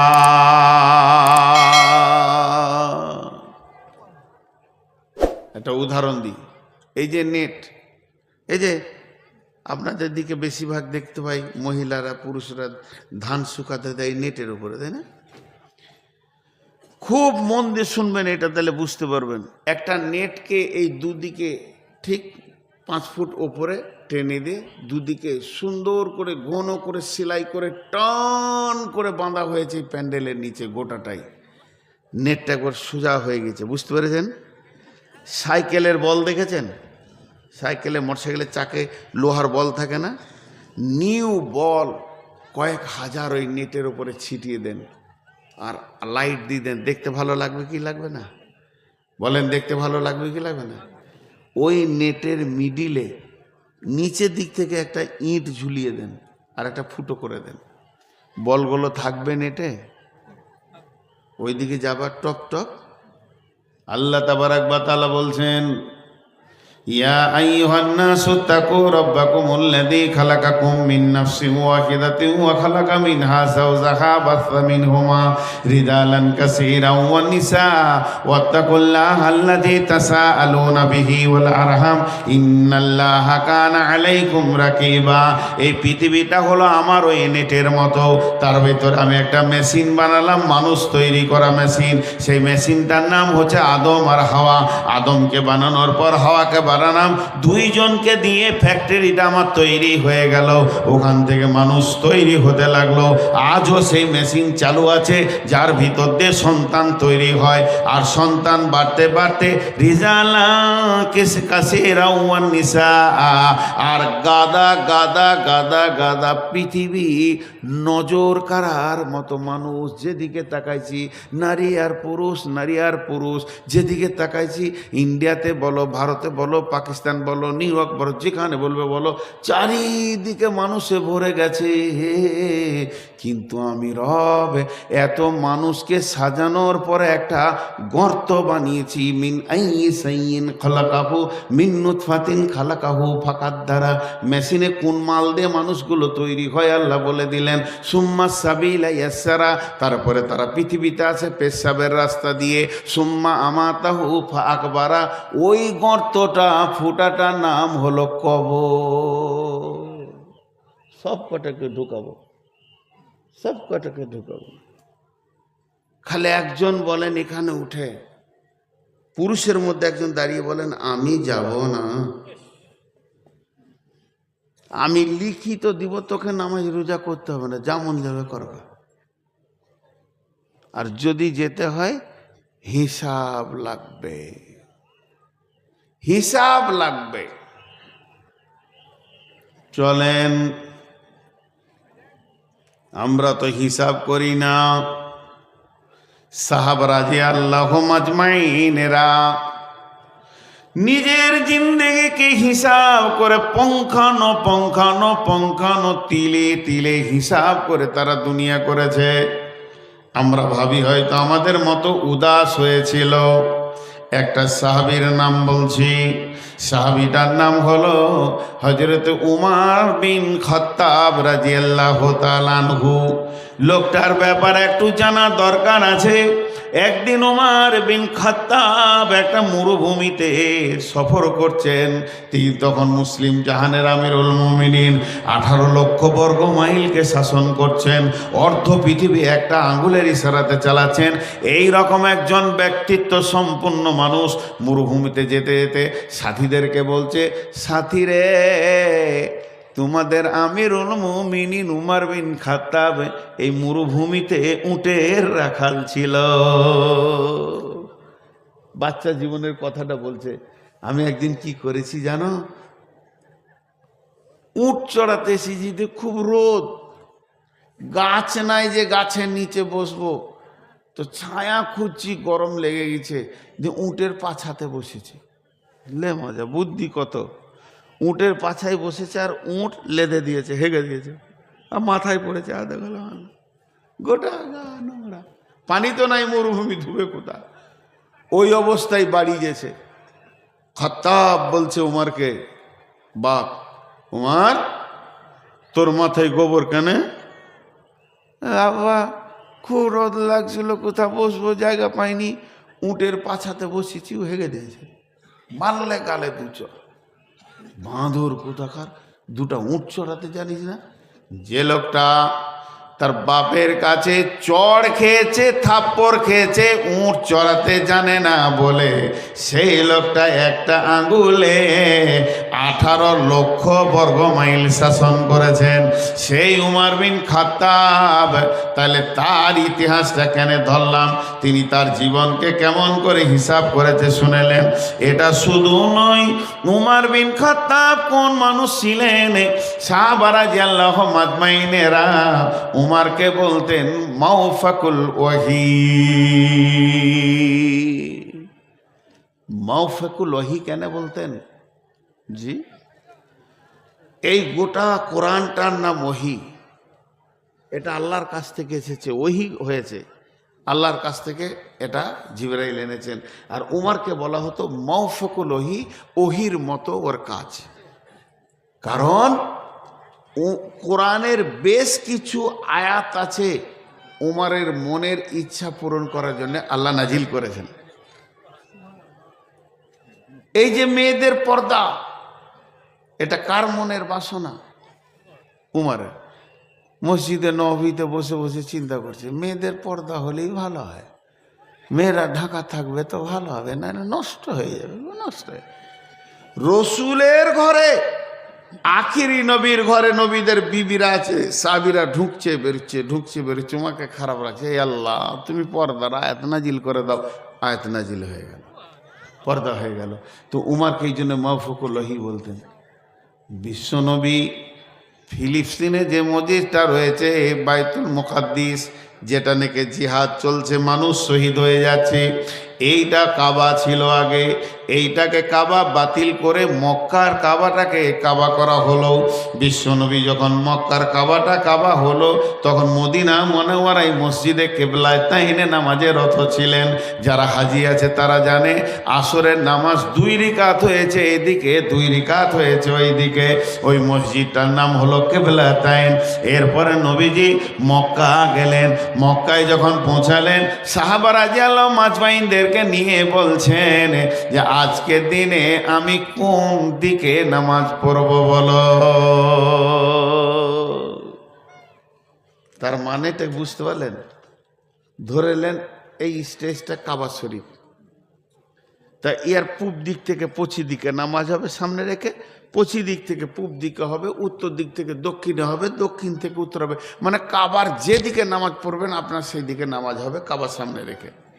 তো আল্লাহ রসুল বলছে আজকে তো এখানে প্রথম এলাম, কোন দিক থেকে শুরু করবো বলো তো, এই দিক থেকে না ওই দিক থেকে? সাহাবীরা বলছে ইয়া রাসূলুল্লাহ, আপনার যেখানে মন যায় সেখানে মুসাল্লা রেখে নামাজ শুরু করে দেন, আমরা নামাজ পড়ে নিচ্ছি আপনার পেছনে। একে ওকে দুজন চারজনকে শুধাতে শুধাতে আল্লাহ নবী বলছে উমারকে শুধাই। উমার, উমার, জি হুজুর, আমি কোন দিকে নামাজ পড়বো? বলে হুজুর তাহলে আমি বলি, খানিক সময় লাগবে, বলো। হযরত ওমর বলছেন ইয়া রাসূলুল্লাহ, এটা কাবার পূর্ব দিক পশ্চিম দিকে নামাজ, ওটা কাবার পশ্চিম দিক পূর্ব দিকে নামাজ হবে, এটা উত্তর দিক দক্ষিণে হবে, দক্ষিণ থেকে উত্তরে হবে। তবে আমার মনের কথাটা বলি, একবার আপনি শুনেন, আল্লাহ তাবারাক ওয়া তাআলার কাবা যে ঘর রয়েছে, এই ঘরের দরজাটা পূর্ব দিকে রয়েছে, যে দরজা ধরে মানুষেরা চোখের পানিতে কাঁদে। শুধু তাই নয়, মুলতাজিমটা রয়েছে কাবার পূর্ব দিকে, হাজরে আসওয়াদ রয়েছে কাবার পূর্ব দক্ষিণ কোণে। শুধু তাই নয়, আর জমজমের কূপটা রয়েছে কাবার পূর্ব দিকে। আপনার দাদিজি যে ধরেছিলেন সাফা মারওয়া, সেটাও রয়েছে কাবার পূর্ব দিকে। আর আপনার দাদা যে দাদা পদ্দাদা, আপনার বংশের লোক হযরতে ইব্রাহিম, ওকে যে জায়গাটা দেওয়া হয়েছে, আল্লাহ নিজের জায়গায় ওকে দিয়েছেন অক্ষরে মাকাম ইব্রাহিম, সেটাও রয়েছে কাবার পূর্ব দিকে। ইব্রাহিমের পদচিহ্ন রয়েছে কাবার পূর্ব দিকে। তাই আমার বক্তব্য, আমি উমারের মন বলছে, আমি উমারের মনটা চাইছে আপনি আপনার বংশ পরিচয় রাখার জন্যে ইব্রাহিমের জায়গাতেই মুসল্লা রেখে নামাজ পড়েন। আর অমনি জিবরাইল আমিন এসে বলছেন বিসমিল্লাহির রহমানির রহিম ওয়াত্তাখাযু মিন মাকামি ইব্রাহিমা মুসাল্লা। উমার বললেন আর আল্লাহ গ্যারেন্ট করে দিলে ওটাই হবে, চলো। উমার কত দামি, খালি লোকটার কোয়ালিফাইড বলছি, লোকটা কোন কোয়ালিফাইডের। আজকে বক্তব্যের বিষয়টা তো পাবেন এই ঘটনার ভিতরে, আমি পাগল নই। লোকটা কোন কোয়ালিফাইড, কি কি দামি মানুষ ছিলেন সেই লোকটা। আল্লাহ রসুল ডিগ্রি কি দিয়েছেন? আল্লাহ রসুল শেষ ডিগ্রি দিয়েছিলেন উমারের। বিসমিল্লাহির রহমানির রহিম লাউ কানা বা'দি নাবিয়ান কানা লাহু উমার, লাউ কানা বা'দি নাবিয়ান কানা লাহু উমার। আমার পরে যদি কেউ নবী হতো তো উমার হতো। আমি মরে গেলে নবী আসার রাস্তাটা যদি বাকি থাকতো, নবীর যদি প্রয়োজন হতো, আল্লাহ যদি নবী কাউকে নিতেন তো উমারকে নিতেন। এবার লোকটা বলেন কত দামি। এতক্ষণ দাম বর্ণনা করলাম, এবার ওর জীবনের হিসাব ডালেন। আর হযরত উমার ফিরুজ বলে একটা ছেলে, সে মানে বিজনেস করতো, ওদের ট্যাক্স দিত। সে উমারের কাছে দাবি করলো উমার আমার ট্যাক্সটা বেশি হয়ে গেছে। উমার বলল ঠিক আছে, তোমাকে আমি দেখা করব। দেখা করে ওর কাছে জিজ্ঞেস করলো তুমি মাসে কত আয় করো? বলে মাসে আমি এত আয় করি, এই সব কারুকার্য আমি নিজের হাত দিয়ে বানাই। তখন বলল তোমার ট্যাক্সটা এমন কিছু অন্যায় করা হয়নি, ওই ট্যাক্সটা তোমাকে লাগবে। ওর মনটা বিগাড়ে গেল, আর মনে মনে করছে খালি কবে মারবো মারবো। ওই বেঈমান একটা ভুজালি বড় বর্ষা আর খঞ্জর নিয়ে মসজিদে গোপনে লুকিয়ে আছে। সেই যুগে তো ইলেকট্রিক লাইট লয়, সেই যুগে তো তৃপ্তি করে পলতে চলছে, এমনি করে ছোট ছোট প্রদীপ জ্বলছে। মসজিদের ভিতরে নামাজ হবে, ওই একটা কোণে আন্ধারে আছে ফজরের নামাজ। হযরত উমর যে ইমামতিতে আল্লাহু আকবার বলেছে, ও বেঈমান সুযোগকে হাতছাড়া করলো না, পেছন দিক থেকে আঘাতের পর আঘাত শুরু করেছে। একটা দুটা নয়, 6 থেকে 8টা আঘাত করেছে। 6টি আঘাতের ভিতরে বুকে আছে, পেটে আছে, তল পেটে আছে। তলপেটে যখনই আঘাতটা পড়ে গেল হযরত উমর দেখলেন আর আমার ইমামতি করা সম্ভব হবে না। এদিকে রক্ত ঝরঝর করে বের হচ্ছে, রক্ত স্খলন হচ্ছে। ওই অবস্থায় পেছন দিকে হাত বাড়িয়ে একটা সাহাবীকে ধরলেন। ওই সাহাবীটার নাম হলো আব্দুর রহমান ইবনে আওফ। ওকে টেনে মুসল্লায় দাঁড় করিয়ে দিয়ে ওকে ইশারা করে দিলেন নামাজ চালাও। এবার উনি মাটিতে পড়ে গিয়ে ডান দিকে বাঁ দিকে কতরাতে শুরু করেছেন। ওনাকে তুলে বাড়িতে নিয়ে যাওয়া হলো। চারিদিক থেকে রয়ে রয়ে রয়ে রয়ে কাণ্ড পড়ে গেল। হযরত উমরকে খঞ্জর মারা হয়েছে, আর বাঁচবে না। বেঈমান ধরা পড়ে গেছিল, বেঈমানকে কতল করা হয়েছে। কিন্তু হযরত উমর ওই অবস্থায় শুয়ে আছেন, আর রক্ত যেন দরদর দরদর করে বের হয়ে গেছে। আবার একজন কবিরাজ এলেন। কবিরাজ বলছেন তাড়াতাড়ি দুধ পান করান, দুধ খাওয়ান। সেই দুধ যখন গরম করে হযরত উমরের মুখে দেওয়া হচ্ছে, বন্ধুরে দুধকে গিলছে, দুধ পেটে যেছে না, বরং ক্ষত জায়গা দিয়ে বের হয়ে গেছে। উমর বুঝে নিলেন এবার আমাকে আল্লাহর ডাকে চলে যেতে হবে। এই কথা বুঝে নিলেন। এবার দেখেন ওনার হিসাবটা দেখেন, কাগজ কলমে দেখেন হিসাব। 1 টাকা লয়, 1 নয়া এদিক ওদিক হবে না। জীবনকে কি করে হিসাব করছে। যুবকদের হাতগুলো ধরে বলছি, বাপজি হে বেটা হে, এই কথাটা যদি তুমি করে বলছি, মহব্বত জড়িত কণ্ঠে বলছি, তুমি করে। আমার দাড়ি পেকে গেছে বাবা, তোমরা আমার ছেলের বয়সে, এই জন্য তুমি করে বলছি যুবকদের হাত দুটো ধরে। আজকের এই কথাটা যদি আমল করে নিতে পারো শুকরান। এই জালসাওয়ালাও শুকরান, নূর মোহাম্মদের কবরও শুকরান। কি বলছে দেখেন উমর। যত সাহাবি দৌড়ে আসছে তার মধ্যে একটা সাহাবি দৌড়ে লুঙ্গিটা ধরে ধরে তাড়াতাড়ি করে, কি হলো কি হলো, উমরকে কে মেরে দিয়েছে রে, আরে যারা খঞ্জর মেরে দিয়েছে আর বাঁচবে না রে, উমর বাঁচবে না। মহব্বতের সঙ্গে বলছে সে একটা কাজ করেছে, কি ইচ্ছা করে লয়, অনিচ্ছাকৃত অনিচ্ছাকৃত অনিচ্ছাকৃত, খেয়াল নাই খেয়াল নাই খেয়াল নাই। দৌড়ে এসে উমরের কাছে দাঁড়িয়ে বলছে, আমিরুল মুমিনিন আপনার খুব কষ্ট হচ্ছে, কি হয়ে গেল, মুসলিম জাহানের ক্ষতি হয়ে গেল, এই কথা বলছে। কিন্তু খেয়াল করে নাই ওর লুঙ্গিটা টাকনুর নিচে আছে। পাপটা কত বড়, লুঙ্গিটা খালি টাকনুর নিচে আছে। হযরত উমর জান যাবে যাবে অবস্থা, রক্ত তত্তর করে বের হচ্ছে, শরীর শিথিল হয়ে গেছে। ওই অবস্থায় ওই লোকটাকে কি বলছে শুনেলেন, রে আল্লাহর গোলাম, ওরে রসুলের উম্মত, ওরে আল্লাহর গোলাম, ওরে রসুলের উম্মত, আমি উমরকে তুই মরতে দে, আমি মরে গেলে ইসলামের ক্ষতি হবে না, তুই রসুলের সুন্নতটাকে আগে বাঁচা, এইটা যদি মরে যায় ইসলামের ক্ষতি হয়ে যাবে। কি অঙ্ক করছে, কোন অবস্থায় করছে। আজকে আমার বাপজি একবার দাঁড়াও, দে তোমার লুঙ্গিটা দেখো, তোমার ফুল প্যান্টটা দেখো, দুঃখ লাগে। আমি গাড়ি থেকে নামলাম, সাথে করে ধরে ধরে নিয়ে গেল মসজিদে, গেটে দিয়ে বলছে এটা আমাদের মসজিদ, এখানে ব্যাচ লাগানো, তুমি জলসা কমিটি, নামাজ পড়বে না, ফুরুক করে পালিয়ে গেল। আর ওর ফুল প্যান্ট একদম নিচে ঘেঁষ লেগেছে। আর একটা কথা মাঝে বলে দিচ্ছি, এটা মহিলাদের দরকার নেই, পুরুষদেরকে বলছি। আজকে আমি বাথরুমের যে ঘটনাটা দেখলাম, আমি বলার ইচ্ছা ছিল না, না বললে আবার ভুল হয়ে যাবে।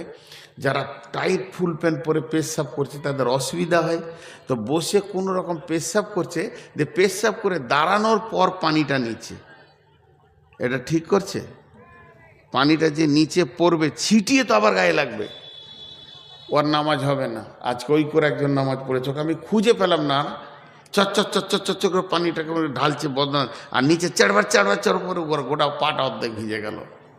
তারপর আবার উজু করে নামাজ পড়তে চলে গেল। জি না, এগুলো খেয়াল করেন। তারপরে শুনেন উমরের কথাটা। উমর নিজের ছেলেকে ডেকে বলছে, বেটা আব্দুল্লাহ, বাঘের বাচ্চা বাঘ, বেটা দৌড়ে এসে বলছেন লাব্বাইক আব্বাজান, কি বলছেন বলেন। বেটা আব্দুল্লাহ রে, তুমি চলে যাও আম্মা জান আয়েশার কাছে, আমি একটা দরখাস্ত দিছি বেটা, আমার আর্জিটাকে আম্মা জান আয়েশাকে গিয়ে বলবে, তিনি যদি মেনে নেয় তো আলহামদুলিল্লাহ, না মানলেও আলহামদুলিল্লাহ। বেটা বলছে আব্বা বলেন। বলে তুমি যে আগে সালাম দেবে, তারপরে আমার সালামটা আম্মা জানকে পৌঁছে দেবে, তারপরে বলবে আমার আব্বা এখন অন্তিম শয্যায় শুয়ে আছে, খানিক পরেই পৃথিবী ছেড়ে দিয়ে আখেরাতের খাতাতে নাম চলে যাবে। আম্মা জান, আমার আব্বা বড় একটা আর্জি রেখেছে আপনার কাছে, তার মনের আশা তার দুই বন্ধুর কাছে সে কিয়ামত পর্যন্ত শুবে। যেহেতু আম্মা জান আয়েশার ঘরে রসুলের কবর, আম্মা জান আয়েশার ঘরে আবু বাকারের কবর, একটা হলো স্বামী একটা হলো বাপ, আমি তো কেউ নয়, আমাকে ওই ঘরে জায়গা দিতেও পারে না পারে। তো তুমি একবার বলবে আমার আব্বা মনে আর্জি করেছে তার দুই বন্ধুর কাছে শুয়ে থাকতে, কিয়ামত পর্যন্ত যেদিন ইসরাফিল সুর ফুঁকবে আমার আব্বা ওই দুই বন্ধুর সঙ্গে উঠবে। আম্মা জান আয়েশাকে যখন গিয়ে বলল আব্দুল্লাহর কথা শুনে আম্মা জান আয়েশা সামান্য এই 1-2 সেকেন্ড মতো চুপ থাকার পর বলল, আব্দুল্লাহ আমি অনেক ভেবে দেখলাম, ইসলামে অনেক অঙ্ক করে দেখলাম, হিসাব করে দেখলাম, এই ইসলামকে বাঁচানোর জন্যে ওমরের যত কোরবানি আছে আমার অত নাই, অতএব ও দুই বন্ধুর কাছে থাকবে, এটাই হলো ওর হক, আমি পারমিশন দিয়ে দিলাম, তোমার আব্বাকে গিয়ে বলো গা। যে যখন বলল আব্বা যান আলহামদুলিল্লাহ পড়লেন, আপনার মনের আর্জি পোড়া হয়ে গেছে, আম্মা আয়েশা কবুল করে নিয়েছে, আপনি পৃথিবী থেকে চলে গেলে আপনার লাশ নিয়ে রসুল আর আবু বকরের পাশে দেওয়া হবে।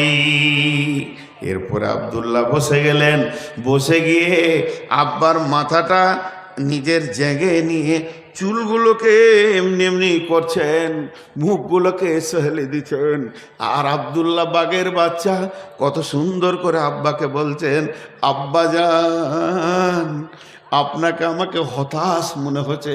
কেন হতাশ হবেন? আপনার তো এখন রবের সঙ্গে মুলাকাতের দিন, এখন তো আপনি চললেন রবের কাছে, একটা মুমিন লোক রবের কাছে যাবে তো হতাশ তো হবে না।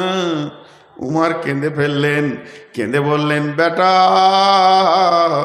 তুই তো ভাবছিস তোর বাপ তোর রবের কাছে চললো, আমি মৃত্যুকে নিয়ে হতাশ হই নাই রে বাবা, এখন আমি অঙ্ক করে দেখছি, জিন্দেগির হিসাব করে দেখছি, আমি কি নিয়ে আল্লাহর সামনে দাঁড়াবো ওটাই খুঁজে পেছি না। আমি কি নিয়ে দাঁড়াবো, কেমন করে আল্লাহর কাছে যাবো? ওই ওমর তুই কে নিছিস বল, আমি কিছুই খুঁজে পেছি না। বেটা বলছে আব্বা আপনার নামের পাশে বিশ্বনবী রাদিয়াল্লাহু তাআলা আনহু দিয়ে গেছেন, ভয় করবেন না। বেটা বারবার সাহস দিচ্ছে। হযরত উমর বলছেন বাবারে আমি মরে গেলে তাড়াতাড়ি মাটির নিচে করে দিও, যদি আমি নেককার হয় ওখানটাই আমার জন্যে ভালো, আর আমি যদি বদকার হয় বোঝা ঘরে রাখিও না। এবার এটারে আমার কবরটা অতি সংকীর্ণ করবে, বড় করো না। আমার রব যদি রাজি থাকে ও কবর অটোমেটিক বড় হয়ে যাবে, আর আমার রব যদি রাজি না থাকে তুমি বড় কেটে দিয়ে কিছুই করে দিতে পারবে না। বাবা বেটারে আমাকে সাদা বাটা মোটা কাপড় দিয়ে দাফন করিও, কাফনটা বড় নিও না, বড় শুধু সাদা বাটা সহিত এই কাপড়ই চলে যাবে, তা আমাকে সাদা বাটা কাপড় দিও, বড় কাপড় দিও না, এতে আমার কোনো কাজে আসবে না। এরপরে হযরত উমরের মাথায় হাত বোলাছে। উমর বলছেন বেটারে তোর জাং থেকে মাথাটা মাটিতে নামিয়ে দে, আমি মাটিতে ঘিষ্টিয়ে শেষ বিদায়টা নিই। এই অবস্থা দেখে তোর বাপের রব যদি তোর বাপকে ক্ষমা করে তো করবি। এ ছিল সাহাবীদের জিন্দেগির হিসাব। আবার একটা বইয়ের নাম বলছি, বইয়ের নামগুলো বলে দিচ্ছি, আপনারা পড়েন, ফেসবুক ছাড়েন। বইটার নাম হচ্ছে জীবন সন্ধ্যায় মানবতা। লেখক হযরত মৌলানা আবুল কালাম আজাদ, ভারতবর্ষে যিনি শিক্ষামন্ত্রী ছিলেন। এত আবুল কালাম আজাদ, জীবন সন্ধ্যায় মানবতা, জীবন সন্ধ্যায় মানবতা, তার মানে মৃত্যুর দুয়ারে মানবতা, শেষ অন্তিমকালে কি কথা বলে গেছে। তো আমরা আমাদের জিন্দেগির হিসাব টানি না, এলোমেলো এলোমেলো এলোমেলো চলছে আমাদের জীবন, আমাদের জীবন এলোমেলো চলছে। আল্লাহ তাবারাক ওয়া তাআলা বলছেন, বিসমিল্লাহির রহমানির রহিম, ওয়াশ-শামসি ওয়া দুহাহা ওয়াল কামারি ইযা তালাহা ওয়ান নাহারি ইযা দাল্লাহা ওয়াল লাইলি ইযা ইয়াগশাহা ওয়াস-সামাই ওয়া মা বানাহা ওয়াল আরদি ওয়া মা তাহাহা ওয়া নাফসিন ওয়া মা সাওয়াহা ফাআলহামাহা ফুজুরাহা ওয়া তাকওয়াহা قد أفلح من زكاها وقد خاب من دساها। জীবনের হিসাব আর একটা পাঠ। মা বোন, বেটি আমার, একটা উদাহরণ দিই। আমাকে এই ভাই, ছোট ছেলে বলছে, হুজুর মিষ্টি খাবেন? তা আমি বলছি, আমি সুগার মিষ্টি খাবো না রে বাবা। খান। বলছি রে বাবা সুগার খাবো না, একটা খান। আচ্ছা, এগুলো ভালো লাগে? আস্তে আস্তে আমাকে রাগ লাগছে, আর সুগারি রুগী তাড়াতাড়ি রেগে যায়। শেষকালে বলছি, আমি মিষ্টি খাবো না, আমার খালি পেটে সুগার 390 মানে 400, আমার শরীর চলছে না, হাত পা কাঁপছে, একটা খান। আর রাগ থাকবে, মনে হচ্ছে গালে একটা চর মেরে দিই। তখন বলছে, ওই মার খাবি তুই? বলছে, হরিরামপুরে মিষ্টি, ওর কোনো ওষুধ আছে? এরপর আমি খুব রেগে গেছি। রেগে যাওয়ার পর বলছি, আল্লাহর কসম, আল্লাহর কসম, আল্লাহর কসম, আল্লাহর কসম, আল্লাহর কসম, আল্লাহর কসম, আল্লাহর কসম, আল্লাহর কসম, আল্লাহর কসম, আল্লাহর কসম, আল্লাহর কসম, আমি মিষ্টি খাবো না। কবার বললাম? 11 বার কসম করলাম, দিয়ে বললাম মিষ্টি খাবো না, মিষ্টি খাবো না। কথাটা কত ছোট, কসমটা কত বড়। তা আল্লাহ এখানে 11টা কসম করে একটা কথা বলছেন, তাহলে এটা কত গুরুত্ব আছে। আমি গুরুত্বটা বুঝাইছি। আমি খুব রেগেছি বলি তোর ওপর 11টা কসম খেলাম, খুব বেশি রেগে গেছি, আর রেগে রেগে বলছি আল্লাহর কসম, আল্লাহর কসম, আল্লাহর কসম। রাগ আর আমার থামছে না। যখন 11 হলো তখন বললাম মিষ্টি খাবো না, যা। ও তখন সুরসুর করে পালাইলো, যদি না পালাইতে আবার থাবড়িয়ে দেবে, ও বোড়ার আর হুঁশ থাকবে না, পালিয়ে গেল। তো আল্লাহ 11টা কসম খেয়েছে, যে ছোট্ট একটা কথা বলছে, আর ওই কথাটা কত গুরুত্ব, যে আল্লাহর মতো একটা মাবুদ 11 বার কসম খেয়েছে। বেটি আমার, কান করে শোনেন 11টা কসম। বিসমিল্লাহির রহমানির রহিম, ওয়াশ-শামসি ওয়া দুহাহা ওয়াল কামারি ইযা তালাহা ওয়ান নাহারি ইযা দাল্লাহা ওয়াল লাইলি ইযা ইয়াগশাহা ওয়াস-সামাই ওয়া মা বানাহা ওয়াল আরদি ওয়া মা তাহাহা ওয়া নাফসিন ওয়া মা সাওয়াহা ফাআলহামাহা ফুজুরাহা ওয়া তাকওয়াহা قد أفلح من زكاها ওয়াকাদ খাবা মান দাসাহা।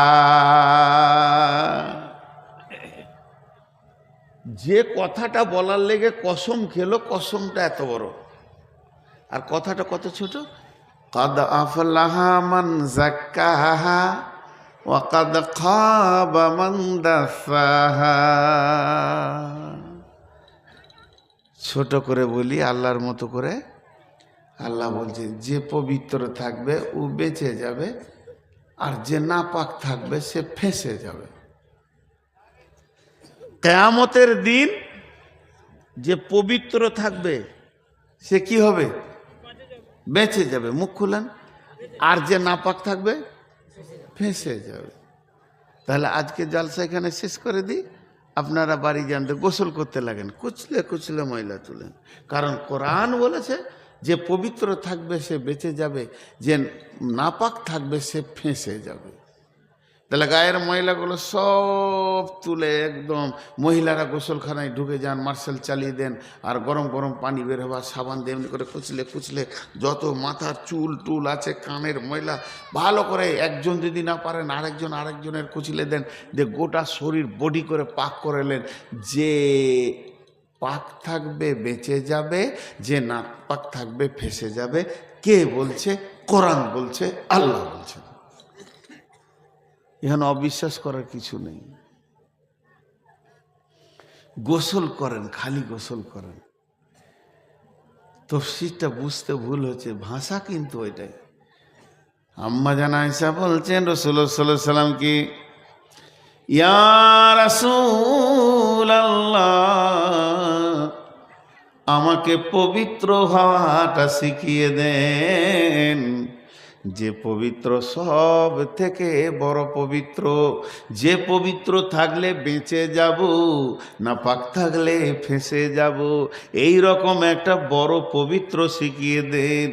তার মানে আমার শরীরে যদি কুকুরের পায়খানা লাগিয়ে দেন, শূকরের পায়খানা লাগিয়ে দেন, আমি না পাক হয়ে গেলাম, পেশাব লেগে গেছে, পায়খানা লেগে গেছে, স্ত্রীর সঙ্গে মিলন ঘটে গেছে, কিংবা মেয়েদের মেন্স হয়ে গেছে, না পাক হয়ে গেছে, এর পাক হওয়ার রাস্তা হতে গোসল করে লাও, ফরজ গোসল করে লাও।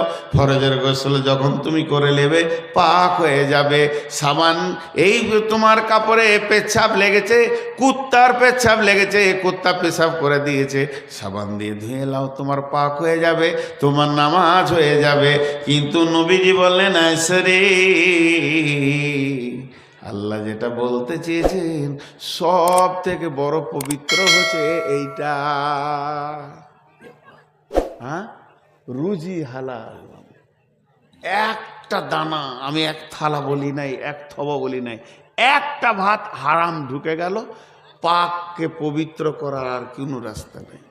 নবীজি বলছেন, যদি কেউ হারামখোর হয় আর পেটের ভিতরে একটা ভাত হারাম ঢুকে গেছে, একটা ভাত হারাম ঢুকে গেছে, ওই লোকটাকে যদি সমুদ্রে 7টা সমুদ্রে পানিতে ডুবানো হয় আর সাবান তৈরি মেশিনে ডাইড্রামে ঘোরানো হয়, ওকে পাক করা যাবে না।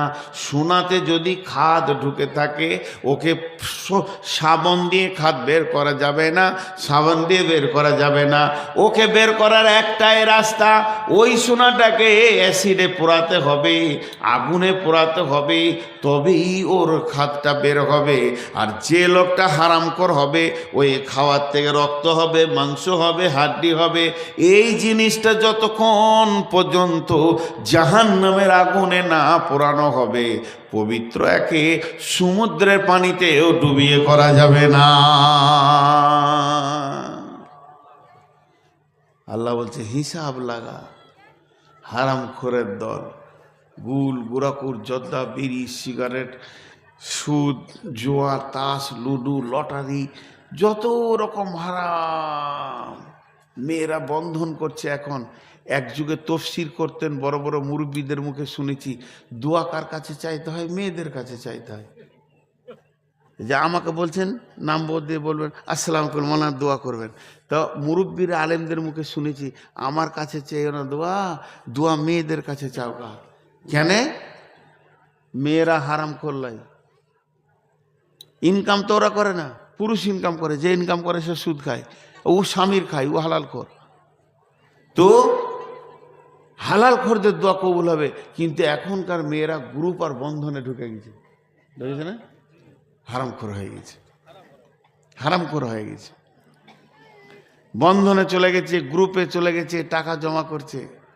উপায় নাই খালা, উপায় নাই বেটি, উপায় নাই হে আমার বন্ধু, হারামখোরকে জাহান্নাম যেতেই হবে, যদিও সে তাহাজ্জুদ পড়ে। তবে তওবা করলে আল্লাহ যখন সব মাফ করে, তো এটাও তওবা করার রাস্তা আছে। হে তওবা, তুমি আল্লাহর কাছে তওবা করো, যদি আল্লাহ কবুল করেন। হারামখোর আল্লাহ আফসোস করে বলছেন, বিসমিল্লাহির রহমানির রহিম, ওয়াল ফাজরি ওয়ালায়ালিন আশরি ওয়াসসাফি ওয়াল ওয়াতরি ওয়াল্লাইলি ইযা ইয়াসরি হাল ফি যালিকা কাসামুল লিজি হিজর হাল ফি যালিকা কাসামুল লিজি হিজর হাল ফি যালিকা কাসামুল লিজি হিজর। এখানে আল্লাহ 4টা কসম খেয়েছেন। একটা ফজরের কসম খেয়েছেন, এক 10 রাত্রির কসম খেয়েছেন, আর খেয়েছেন জোড় বেজোড়ের কসম খেয়েছেন, আর কসম খেয়েছেন চলমান রাত্রির কসম খেয়েছেন। 4টা কসম করার পর আল্লাহ বলছে, এটা কি জ্ঞানী ব্যক্তিদের জন্যে আমার কসমগুলো নয়? হে জ্ঞানী ব্যক্তিরা, তোমাদের বিবেক কি কাজ করবে না? জি, আমি একটা উদাহরণ দিচ্ছি। এখানে একটা হইচই লেগে গেল, খুব ঝগড়া, ওই মার ধর লাগার, ছেলে মেয়ে হইচই, এত হইচই হচ্ছে যে সামালা যেতে না। এরই মাঝে 10টা জ্ঞানী ছেলে, শিক্ষিত মাস্টার, কেউ গ্র্যাজুয়েশন করেছে, আমার সামনে রয়েছে। ওদের দিকে তাকিয়ে আমি চাপ দিচ্ছি, তোমরা থাকতে এটা হবে, ওরা নাইলে মূর্খ, বুঝে না, ওরা বেশি বকবে।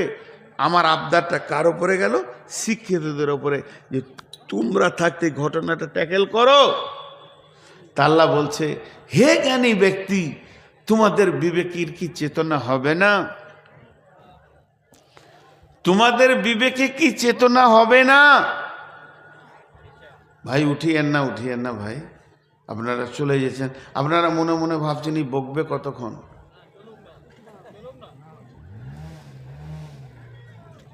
আমি আপনাদের খুব তাড়াতাড়ি ছেড়ে দিয়েছি, উঠিয়েন না।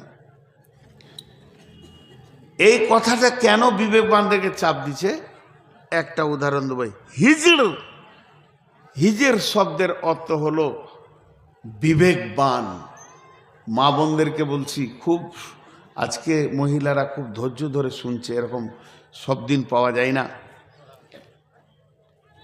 সাইকেল বলেন, রিক্সা বলেন, টোটো বলেন, ভ্যান বলেন, মোটরসাইকেল বলেন, মারুতি বলেন, বোলেরো বলেন, স্করপিও বলেন, পৃথিবীতে যত গাড়ি আছে, bus, train, truck, dumper, plane, helicopter, সবারই একটা ব্রেক বলে পার্টস আছে।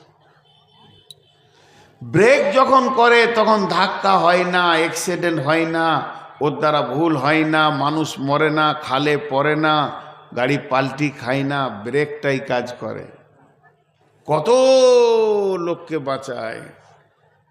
কিন্তু সব থেকে দামি ব্রেক কি? তার brake, oil brake, disc brake, হাওয়া ব্রেক। কিন্তু সমস্ত ব্রেকগুলো যদি এক জায়গায় করে দেওয়া হয়, প্লেনের ব্রেক এত হার্ড, 500 কিলোমিটার গতিতে মাটি ছোঁয়, আর 1 কিলোমিটার যেতে না যেতেই ব্রেক করে দেয়। 500 কিলোমিটার গতি থাকে যখন মাটিতে নামে, প্লেন ব্রেক করে, কত হার্ড। বলছে সব ব্রেকের একটাই ব্রেক, সব ব্রেকের নির্যাস একটা, সেটা হচ্ছে বিবেক। আসল ব্রেক কি? বিবেক। আমার গাড়িতে ব্রেক আছে, সামনে একটা ছেলে এসছে, বিবেক বলছে তুই বন্ধ কর। কে বলছে? বিবেক। আল্লাহ বলছে বিবেকবানরাই ব্রেকটা কাজে লাগাই। এর জন্যে দেখবেন অনেক গাড়িতে পেছনে লেখা থাকে চোখে ঘুম নিয়ে গাড়ি চালাবেন না, তার মানে তোমার বিবেক এখন শূন্য। মদ পান করে গাড়ি চালাবেন না, তার মানে তোমার বিবেক তোমার আয়ত্তের বাইরে আছে। তো সব থেকে দামি ব্রেক কি? বিবেক। এবার একটা ডাম্পারটা চলে আসে শিলিগুড়ি থেকে, পূর্ণিয়া থেকে পাথর বোঝ করে ঢুকেছে মনে করলেন কুশমুন্ডিতে। আর সকালে সবজির হাটে শত শত লোক বেচা কিনা করছে, আসলে রোড আছে, কিন্তু ওই ড্রাইভারের চোখে ঘুম চলে এসেছে কিংবা মদ খেয়েছে, ওর বিবেকটা শেষ হয়ে গেছে। তখন রোডের গাড়ি সবজি মার্কেটে ঢুকবে তো মার করে মার্ডার করতে করতে করতে ঢুকবে, তার মানে ওর বিবেক শেষ হয়ে গেছে, এই জন্যে ওর আর হিতাহিত জ্ঞান নাই। তো আল্লাহ তাবারাক ওয়া তাআলা বলছেন, হে আমার গোলাম, তোদের বিবেকগুলো তো আমি দিয়েছি, এগুলো কি শেষ করে দিয়েছিস? এখনো কি মসজিদের রাস্তাটা দেখতে পেয়েছিস না? জুয়ো, তাস, লুডো, ডাবা, লুচ্চামি, বেপর্দা আর বেশ্যাগিরি করে দুনিয়াতে তোরা গুনহার ওপরে জিন্দেগির গাড়িটাকে চালাচ্ছিস, জীবন গাড়িটাকে চালাচ্ছিস, জীবনের হিসাব করছিস না। কতগুলো পাপ করলি, কতগুলো মার্ডার করলি, কত জীবনে খেরাম খেলি, কত সুদ খেলি, কত বাট্টারি করলি, তোকে কত পরপুরুষ দেখলো, তুই বেপর্দা থাকলি, এগুলো তোর কোনো হিসাব নাই। অর্থাৎ তোর বিবেকের ব্রেকটা কি কেটে গেছে। আল্লাহর জিজ্ঞাসাটা দেখেন কেমন, তোর বিবেকের ব্রেকটা কি কেটে গেছে? তুই এই কাণ্ডগুলো করছিস। হ্যাঁ, যার ব্রেক ঠিক আছে সে এই কাণ্ডগুলো করে না।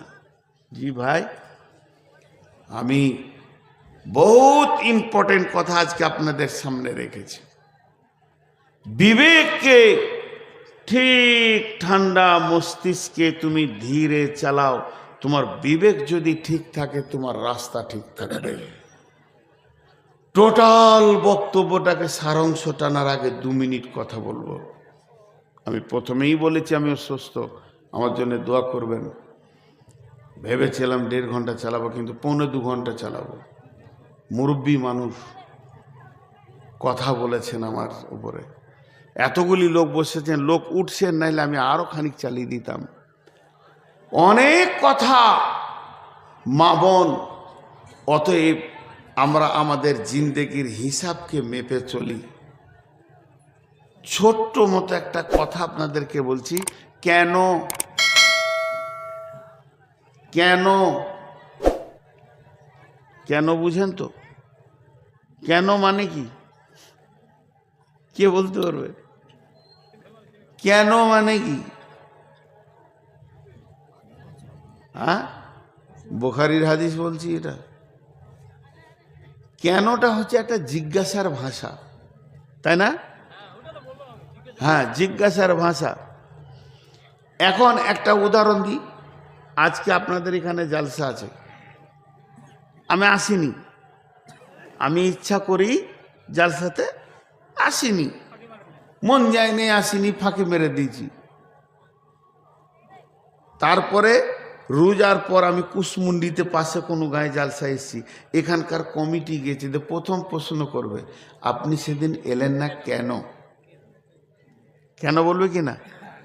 তাহলে ওরা ব্রেন দিয়ে কেন বলেছে, আমি এবার ব্রেন দিয়ে ওই কেনটাকে কেটে বেরিয়ে যাচ্ছি। আমি বাড়ি থেকে বের হব, আমার দাদা শ্বশুর মারা গেল, আপনারা চুপ হয়ে গেলেন, তাহলে করার নেই। বা আমার দাদু মারা গেলেন, এটা সত্যও হতে পারে, মিথ্যাও হতে পারে, কিন্তু আপনাদের মুখ তো বেঁধেছি, আপনারা তো চুপ, বাকি ওই দিক যা হবে আমি দেখে নেব। সত্যও হতে পারে, মিথ্যাও হতে পারে। এবার বলেন, এই কেনটা যদি আল্লাহ বলে, সত্য হতে পারে, মিথ্যা হতে পারে, আল্লাহকে টপকানো যাবে? হ্যাঁ, বিশ্বনবী বলছেন, বিশ্বনবীর কথাটা শুনেন, হে আমার বেটির দল, ওরে আমার ভাইয়ের দল, বিশ্বনবী বলছেন, যেদিন কিয়ামতের মাঠে তোমার জীবনের হিসাব নেওয়া হবে, যেদিন কিয়ামতের মাঠে তোমার জীবনের হিসাবকে নেওয়া হবে, আল্লাহ যদি একবার বলে দেয় এটা হলো কেন, নবীজি বলছেন পৃথিবীর কোনো ব্রেন নাই, আল্লাহকে টপকিয়ে দিবে। তুমি আর তর্কে যেও না, তুমি নিশ্চিত হয়ে যাও তোমাকে জাহান্নাম যেতে হবে।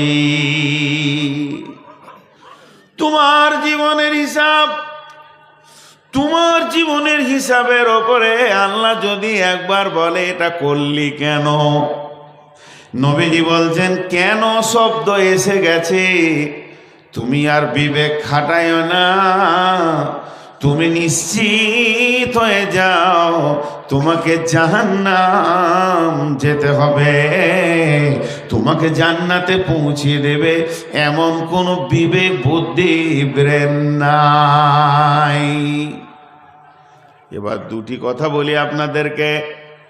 কিয়ামতের মাঠে আল্লাহ আমাকে ডাকলেন, নূর মোহাম্মদ আয়, তুই ফেব্রুয়ারি মাসের 16 তারিখে কি করেছিলি বল। আমি শুরু করলাম, ফরাজ জাগা মানুষ, ফজরের নামাজ পড়ে একটু আরাম করলাম। আল্লাহ বলছেন চল আগেবার। আরাম করে উঠে নাস্তা করলাম, তারপরে গাড়িতে উঠলাম। এবার হরিপুরের উদ্দেশ্যে রওনা দিলাম। ঠিক আছে চল। যেতে যেতে গাজলে চায়ের দোকানে বসে চা খেলাম। ঠিক আছে, ওটা তো হালাল করেছিস, চ। এবার ওখানে যাওয়ার পর চায়ের দোকানে চাটা যেই খাওয়া হয়ে গেল, অতিরিক্ত ফালতু আমি 3 মিনিট বসলাম। আল্লাহ বলে দিলে কেন, আল্লাহ বলে দিলে কেন, ওয়ালা তাকরাবুল ফাওয়াহিশা মা জাহারা মিনহা ওয়া মা বাতান ওয়ালা তাকতুলু নাফসাল্লাতী হারামাল্লাহু ইল্লা বিল হাক্কি যালিকুম ওয়াসাকুম বিহি লাআল্লাকুম তাকিলুন। মুমিনের পৃথিবীতে কিছু জায়গা পা দেওয়া যাবে না যেখানে আল্লাহ বলছেন ওয়ালা তাকরাবুল ফাওয়াহিশা মা জাহারা মিনহা ওয়া মা বাতান। প্রকাশ্যে বা গোপনে যে জায়গায় কাবিরা গুনাহ হয়, প্রকাশ্যে কিংবা গোপনে যে জায়গায় কাবিরা গুনাহ হয়, প্রকাশ্যে কিংবা গোপনে যেখানে কাবিরা গুনাহ হয়, যে জায়গা বেশ্যাখানা আছে, ব্যভিচার চলে, যেখানে সুদের কারবার চলে, যে জায়গায় তাস চলে, লুডু চলে, দাবা চলে, গান চলে, এই রকম জায়গাগুলো। চায়ের দোকানে গিবত শুরু হয়ে গেছে, তার ভিতর আমি ঢুকে গেলাম। কেউ বলছে তোফাজ্জল মাস্টার সাহেব খারাপ লোক। আমি বলছি হ্যাঁ হ্যাঁ, 2 মিনিট খালি হ্যাঁ হ্যাঁ করে দিলাম, ওর বিরুদ্ধে ঢুকে গেলাম, ইনভলভ হয়ে গেলাম। আল্লাহ বলে গোলাম রে, তুই কেন ওখানে সময় দিলি, জায়গাটা তো নোংরা।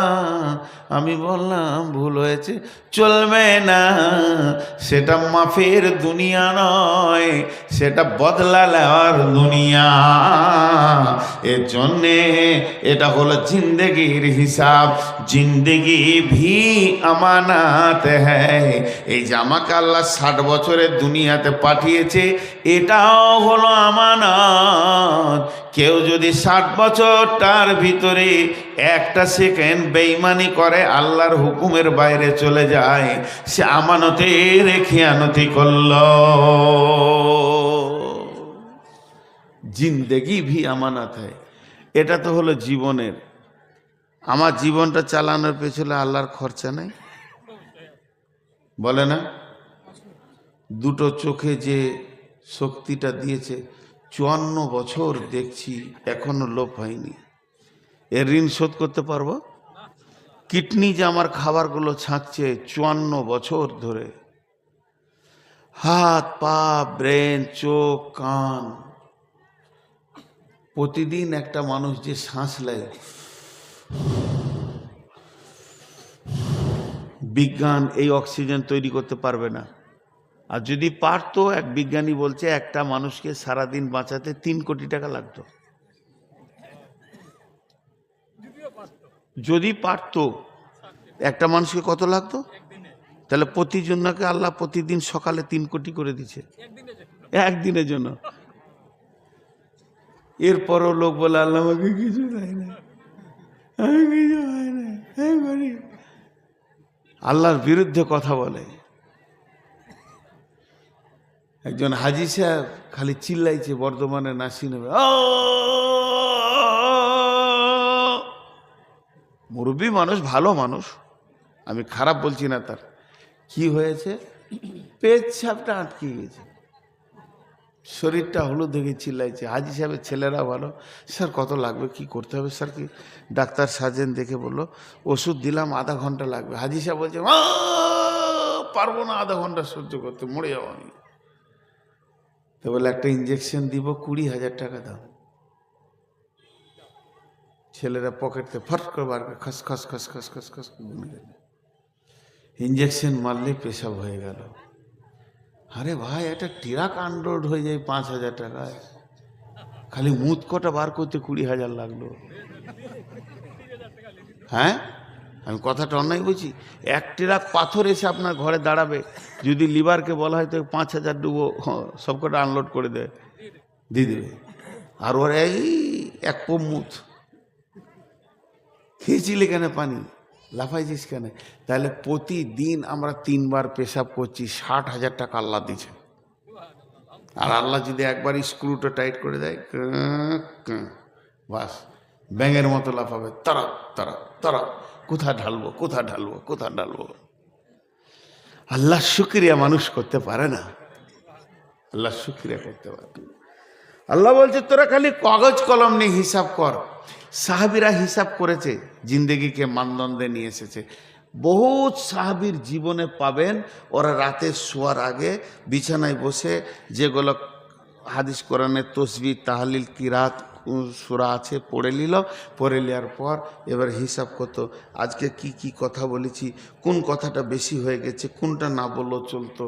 দেখতো মা ইয়ালফিদু মিন কাউলিন ইল্লা লাদাইহি রাকিবুন আতীদ, তুমি যা কথা বলো সেই কথাগুলোর হিসাব হবে। দেখতে ও বলছে, নিজেই নিজেকে বলছে, মন রে সকালে যদি এই কথাটা না বলতাম তাহলে কিয়ামতের দিন আমার লোড হতো না, এইটা আমি বেশি বলে ফেলেছি, এটা আমার ভুল বলে ফেলেছি। খিস্তি লয়, গালি গালাজ লয়, সাধারণ ভাষা একটু বেশি হয়ে গেছে। ওইটা নিয়ে কেউ সলাতুত তওবা পড়তো, কেউ তওবা করতো, তারপরে বিছানায় শুতো। এটা সাহাবীদের জিন্দেগি ছিল। তারা নিজের জিন্দেগির হিসাব করেছে, গাদা গাদা গাদা গাদা কলম খাতা শেষ করে দিয়েছে। এ যুগে হিসাব আছে? কথা বলে না, আছে হিসাব আছে, খাতা শেষ হচ্ছে, কলমও শেষ হচ্ছে, নিজের লয় পড়ে। চায়ের দোকানে বসে আর কি ছিল, ফকিন্নির বাচ্চা, আজকে টাকা হয়ে যায়, আর কি আছে। ও মেয়েরাও পরের হিসাব করে করে জিন্দেগির খাতা শেষ করে দিলাম। আমি একটা কথা তর্কের খাতিরে বলছি, কাউকে পাপ করতে বলছি না, আমি একবার বোঝানোর জন্য বলছি। আমি মদ খেলাম তো তোর বাবার কি? এর কোনো উত্তর আছে? আমি মদ যদি খেলাম তো তোর বাবার কি? তুই চায়ের দোকানে বসে বলছিস নূর মোহাম্মদ মদ বেশ করেছি, খেয়েছি, কি করে নিবি বল? আছে উত্তর? একটা উত্তর আছে, কি তুই যদি খুব ভালো মানুষ হয় আমার পাটা ধর, বল ভাই খাস না, তোকে এইটুকু পার আল্লাহ দিয়েছে নাকি? আমার বিরুদ্ধে তুই চায়ের দোকানে কথা বলে লাভ কি করবি? বেশ করেছি, খেয়েছি। কারণ এত জোরে বলছি কেন? আমার জান্নাতের চাবি যার হাতে, আমার জাহান্নামের চাবি যার হাতে, যে আমাকে জোর করে বলতে পারে মদ খেলি কেন বল, সেই পাওয়ারওয়ালা ব্যক্তিটার নামই হলো আল্লাহ। ওই আল্লাহ বলছে, বান্দারে খেয়েছিস, বেশ করেছিস, আমি মাফের দরজা খুলে রেখেছি, তওবা কর। যার হাতে আমার জান্নাতের চাবি, সে বলছে তুই তওবা কর, তোকে আমি মাফ করব। আর তুই চায়ের দোকানে বসে আমার বিরুদ্ধে কথা বলে কি করে নিবি আমার? এর নাম হলো গীবত। কোনো লাভ নাই যারা করে, লোকের হিসাব করে খাতা খরচা করে, এরা হলো পাগল, এরা হলো পাগল। জি ভাই, 2 ঘন্টা হতে 5 মিনিট, আমরাও একটু হুশ বলুন বলছেন, কিন্তু আমার শরীরের অবস্থা জানেন, এখন মনে হচ্ছে এদিকে পড়বো না এদিকে পড়বো। তো আপনাদের কাছে আজকে টোটাল বক্তব্যের বিষয় হলো জীবনের হিসাব। লোকের হিসাব বাদ দিয়ে নিজের হিসাব করি, আর সারা জীবনে যা করেছি তার এগেনস্টে তওবা করি। সামনে রমজান মাস এসে গেছে, এই দুদিনের ভিতরে কে মরবো জানি না। সৌভাগ্যবান ব্যক্তি ওই যে রমজান মাস পেয়ে গেল।